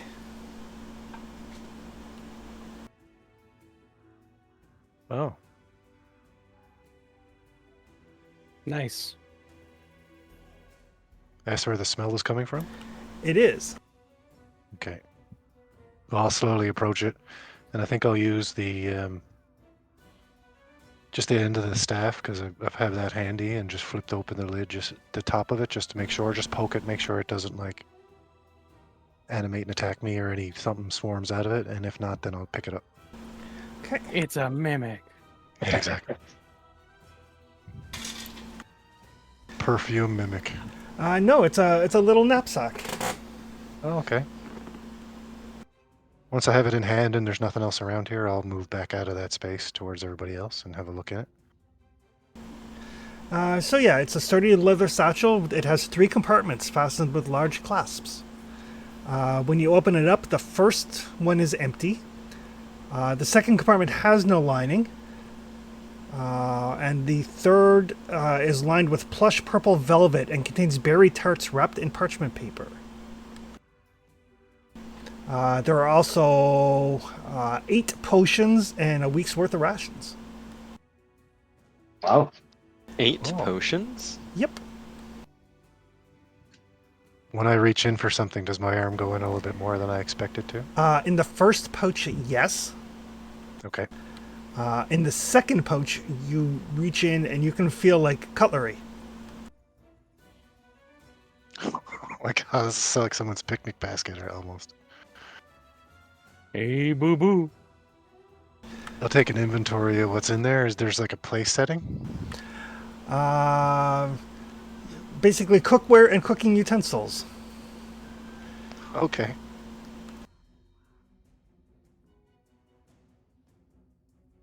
I'll say to the professor, I think there's more to this bag than meets the eye. Well, whatever's in it smells delicious. Don't they? There That's a cool are little bit. there are in fact four berry tarts, each wrapped individually in parchment paper.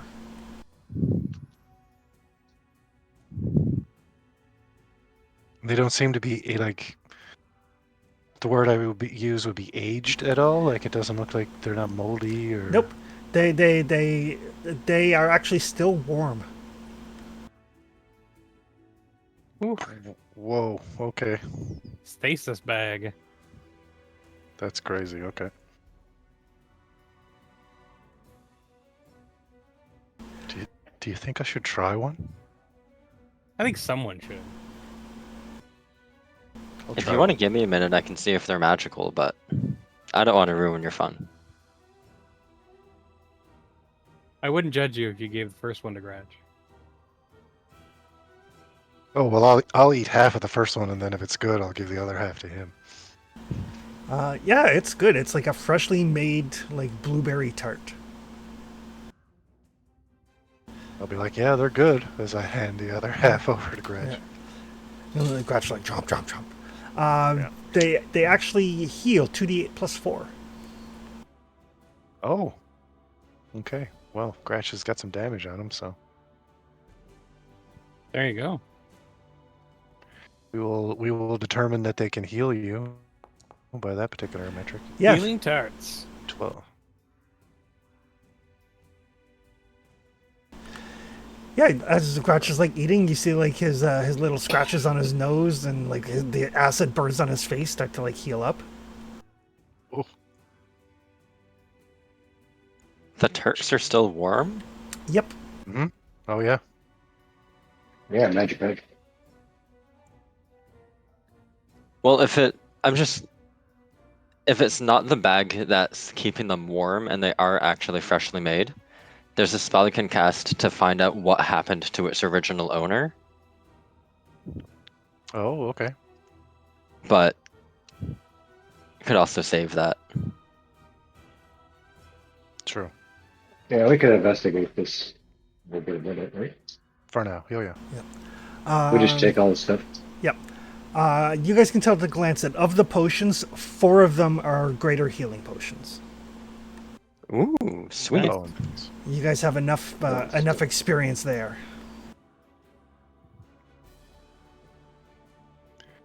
We recognize that flavor of Kool-Aid. You do recognize that flavor of Kool-Aid.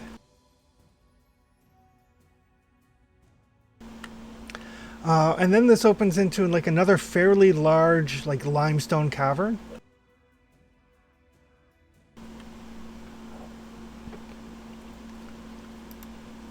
Nothing remarkable here other than a passageway that continues off to like the northwest.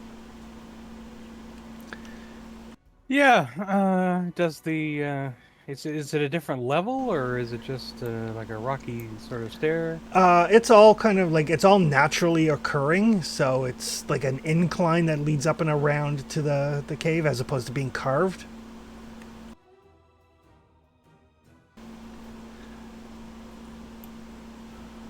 Okay. I guess we'll climb up. Yep, easy enough to climb up. There are parts where the tunnel gets a little bit narrow, like Gratch has to like squeeze, and you guys gotta kind of like push on his big fat bare ass like Winnie the Pooh. Yeah. But you guys can get around and eventually come to a door in the wall. Yeah, I got some wall issues going on here. You have to move this up. Yeah, give me 1 sec.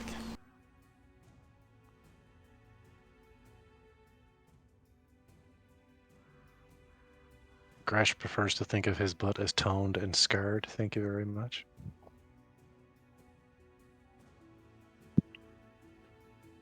The blueberry filling on his mouth says otherwise. The fact that he's a walking trash compactor. Yeah. But the key word is compact. Yeah. Well, At some point, it'll start making expansions. We'll check it for traps. It does not appear to be trapped. It does appear to be used, like it's not like a corroded iron door. So it's more commonly used than the other one? Yep. Oh, you know what I bet that is? I bet that's a go bag. Oh, it's definite. It's a bug out bag. Yeah, for sure. Oh, but I will no, it's probably been there a while. I'll quietly let everyone know that the door does look like it's been used, so beyond this point we might run into some people. Or Okay. not people. And then I'll see if I can get it open. Yes, it is not locked. Gently give it a nudge. So yeah, this looks like a secret vault. My favorite kind. There's a table in the corner with a velvet-lined surface displaying a number of precious stones and pieces of jewelry. There's a couple of ornately carved cedar trunks in the other corner. Snow Maple is a professional, so she does not squeak. Only on the inside. Yeah, only on the inside. Yet, yeah.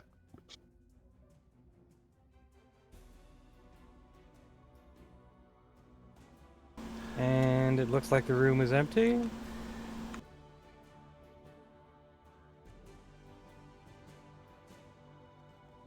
The room is empty of people. There are a couple of chests and a display table. All right. Once we're able to determine that it's the coast is clear, check it out. And I'm gonna start looking for secret doors because I don't see any doors. You can Should give probably- me a seek check.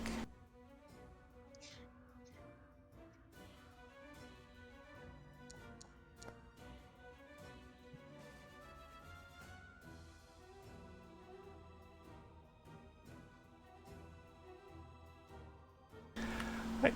So Snow Maple starts taking a look around, like sniffing at the walls, feeling for Seems. seams and the like.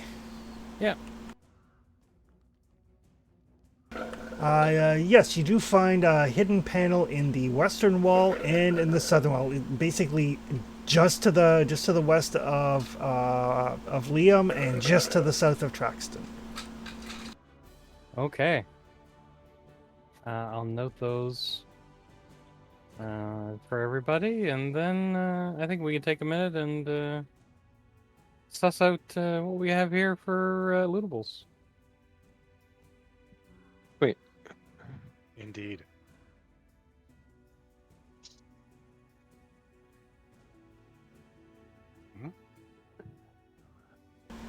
When we're eight. So there's a display table and two chests. Are any of them trapped? That's a good question. I will leave it to someone more perceptive than myself to determine the safety of them. Yeah, I'll give it a look-see. The old one, too. If somebody else wants to jump in and grab another one, sure. Oh no, we'll just let you. Oh, okay. Well, unless, I mean, actually, go ahead if you want to. I'm not. I'm pretty good at the lookings. I will do the detect magic though. I'll actually start with that one in case anyone else wants to check out the Yes, there is magic within 30 feet of you. All right, let's go through the process. Perception check? Yep, seek roll. Seek roll. Gotcha. Doo-doo-doo.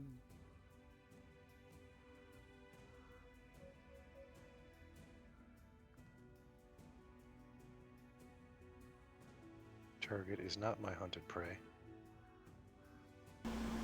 Not hunting the chest. Nope. Not yet, anyway. If it's a mimic, I'll hunt it down and murder it. Neither of the chests seem to be trapped. Okay. And the only thing left is a display case, right? Yep. I'll check for the display case. Also does not appear to be trapped. Excellent. What's being displayed? Like precious stones and jewelry. Ooh, Oh, okay. delightful.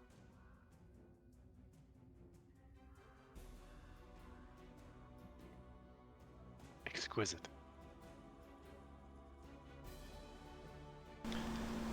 Well, let's get some auras read, I suppose. All right. So what are you starting with? I believe I can target 10 objects at a time at this level. Okay. I'm just double checking.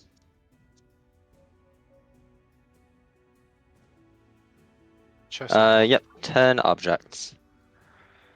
So, I guess, can we open these chests? What's in them? Yes. So the one near Traxton. There's like a bunch of like assorted like valuables and a ring. The ring is magical.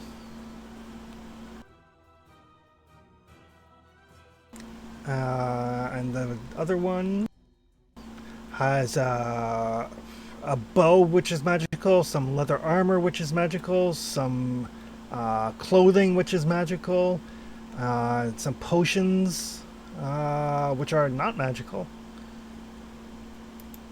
and the knapsack is also magical that you found. Okay. We'll do the knapsack, the bow, the clothes, the armor, the ring. That puts us to 5. And then I'll do the 4 potions that we didn't know in the knapsack. So Snow Maple, as you're like looking at the gems,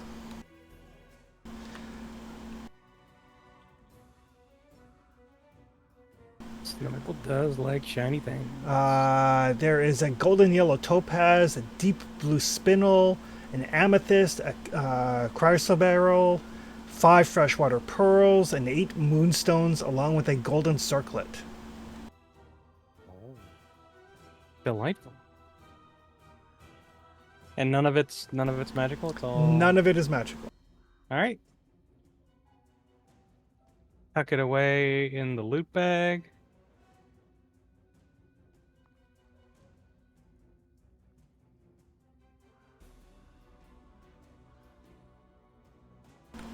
It's all right, Boot. You're safe now.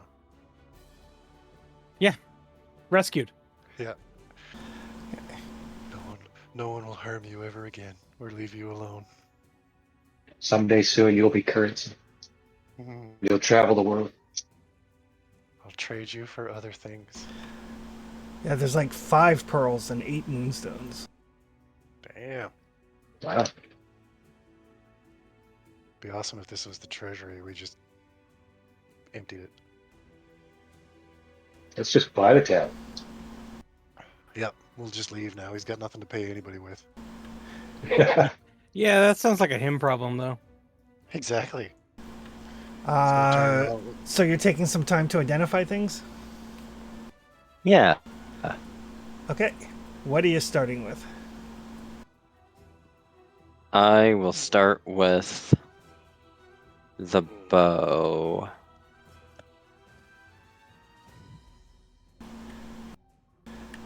The bow is an oath bow. It is An oath bow. made of flexible white wood with an ornate twisting design. It is a +2 striking composite longbow of elvish design. Effect.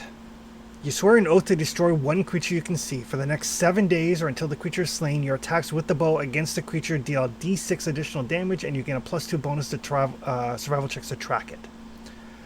Critical hits against the target gain the bow's critical specialization effect, and increase the DC to pull themselves free to 20 instead of 10.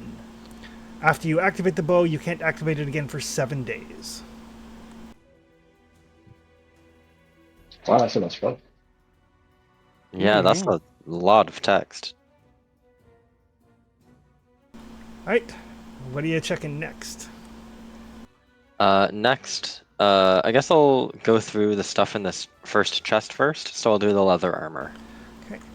It is +1 resilient leather armor.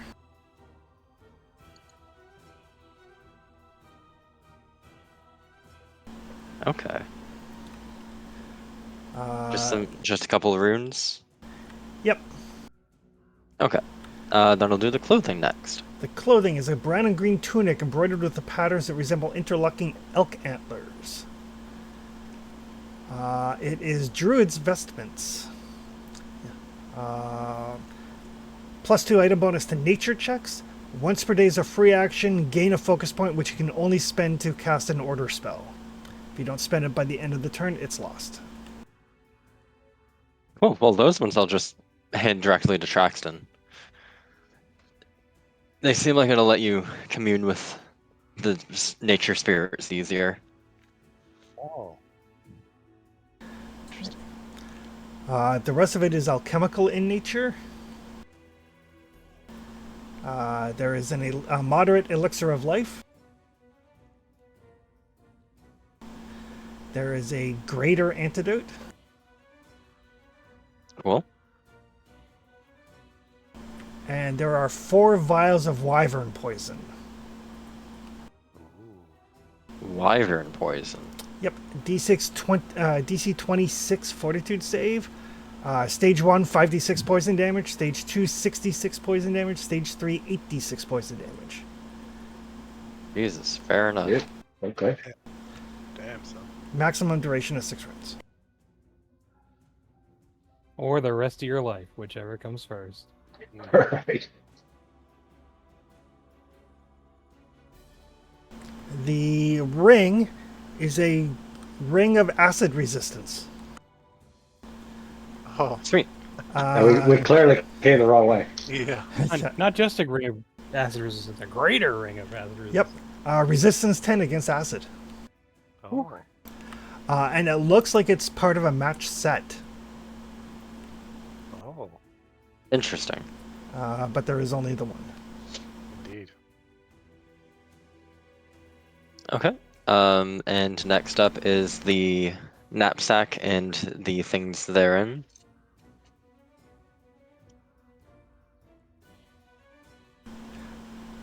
The knapsack is a knapsack of halfling kind. That tracks really. Does it turn you into a halfling over time? No. The first That's a shame. first compartment acts like a bag of holding. At the second compartment, you can pull forth cookware and cooking utensils. Once you've used them to prepare a meal, they transform into plates and silverware, and then they go away when the meal has been eaten, taking leftovers with them. It reappears cleaned in the compartment 1 hour later. Oh, nice. And the third compartment is lined with plush purple velvet. It creates berry tarts at breakfast. 4 tarts per day. You can eat 1 to gain 2d8 plus 4 hit points. Hell yeah. Brock, you're the cook. You might as well take that. Eh? I mean, I didn't want to be the first to say it. Yeah, I mean that's 50 with all of it.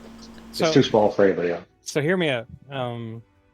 As soon as you equip it, it lets you speak halfling, and then every day you have to roll, otherwise you grow hair on your feet. Wait, really? He's got No, enough I'm stuff just- I'm going just on. Don't spitballing. add more. Oh. He's aging and de-aging every day. Don't add more shit to the And the unidentifiable potions are potions of flying. Oh. Sweet. So yeah, some food for the road and means of escape. Definitely a bug out bag. And some That extra healing. scans. That's really nice. We got lots of carrying capacity now. We got Oh, 3 bags of feels holding in the great. party. But yes, you guys have made your way into the keep proper, into what appears to be the vault, possibly the treasure room for the keep. Mhm. And I think we'll call it there Sure. before we get too much further into the keep. Okie Mhm. doke. Too involved. I'll give everybody say 150 XP. Some of that for the puddings and some of that for roleplay. Mhm. Sorry, was this the 9th level knapsack of halfling kind or the 13th level knapsack of halfling kind? It is the 9th level, I believe. Okay. Oh, what does the 13th level do? Turn you into a halfling. It's a bigger bag of holding, and Oh. the third compartment heals more, and the Okay. fourth compartment lets you draw a lucky magic sling bullet, which lets you roll twice and use the better. Oh, Oh, wow. beautiful. And the fifth, once per day you can unfold the compartment into a 5-foot diameter portal in the ground. First person to step into it from adjacent score is teleported away. It has the same effect as a translocate spell, except the affected creature takes the knapsack with them. What? Holy That's crap. awesome. That sounds like Professor all over. Oh, I gotta Magic upgrade sling this bullet. thing. Magic sling All bullets. right, we've got 470 in the XP bucket. Perfect. Groovy. All right, and we'll see everybody in a couple of weeks. Sounds good. Alrighty. Thanks as always, Yeah. Chris. I'm just gonna make some notes, and we can think about which door we want to dig. Oh, really quick.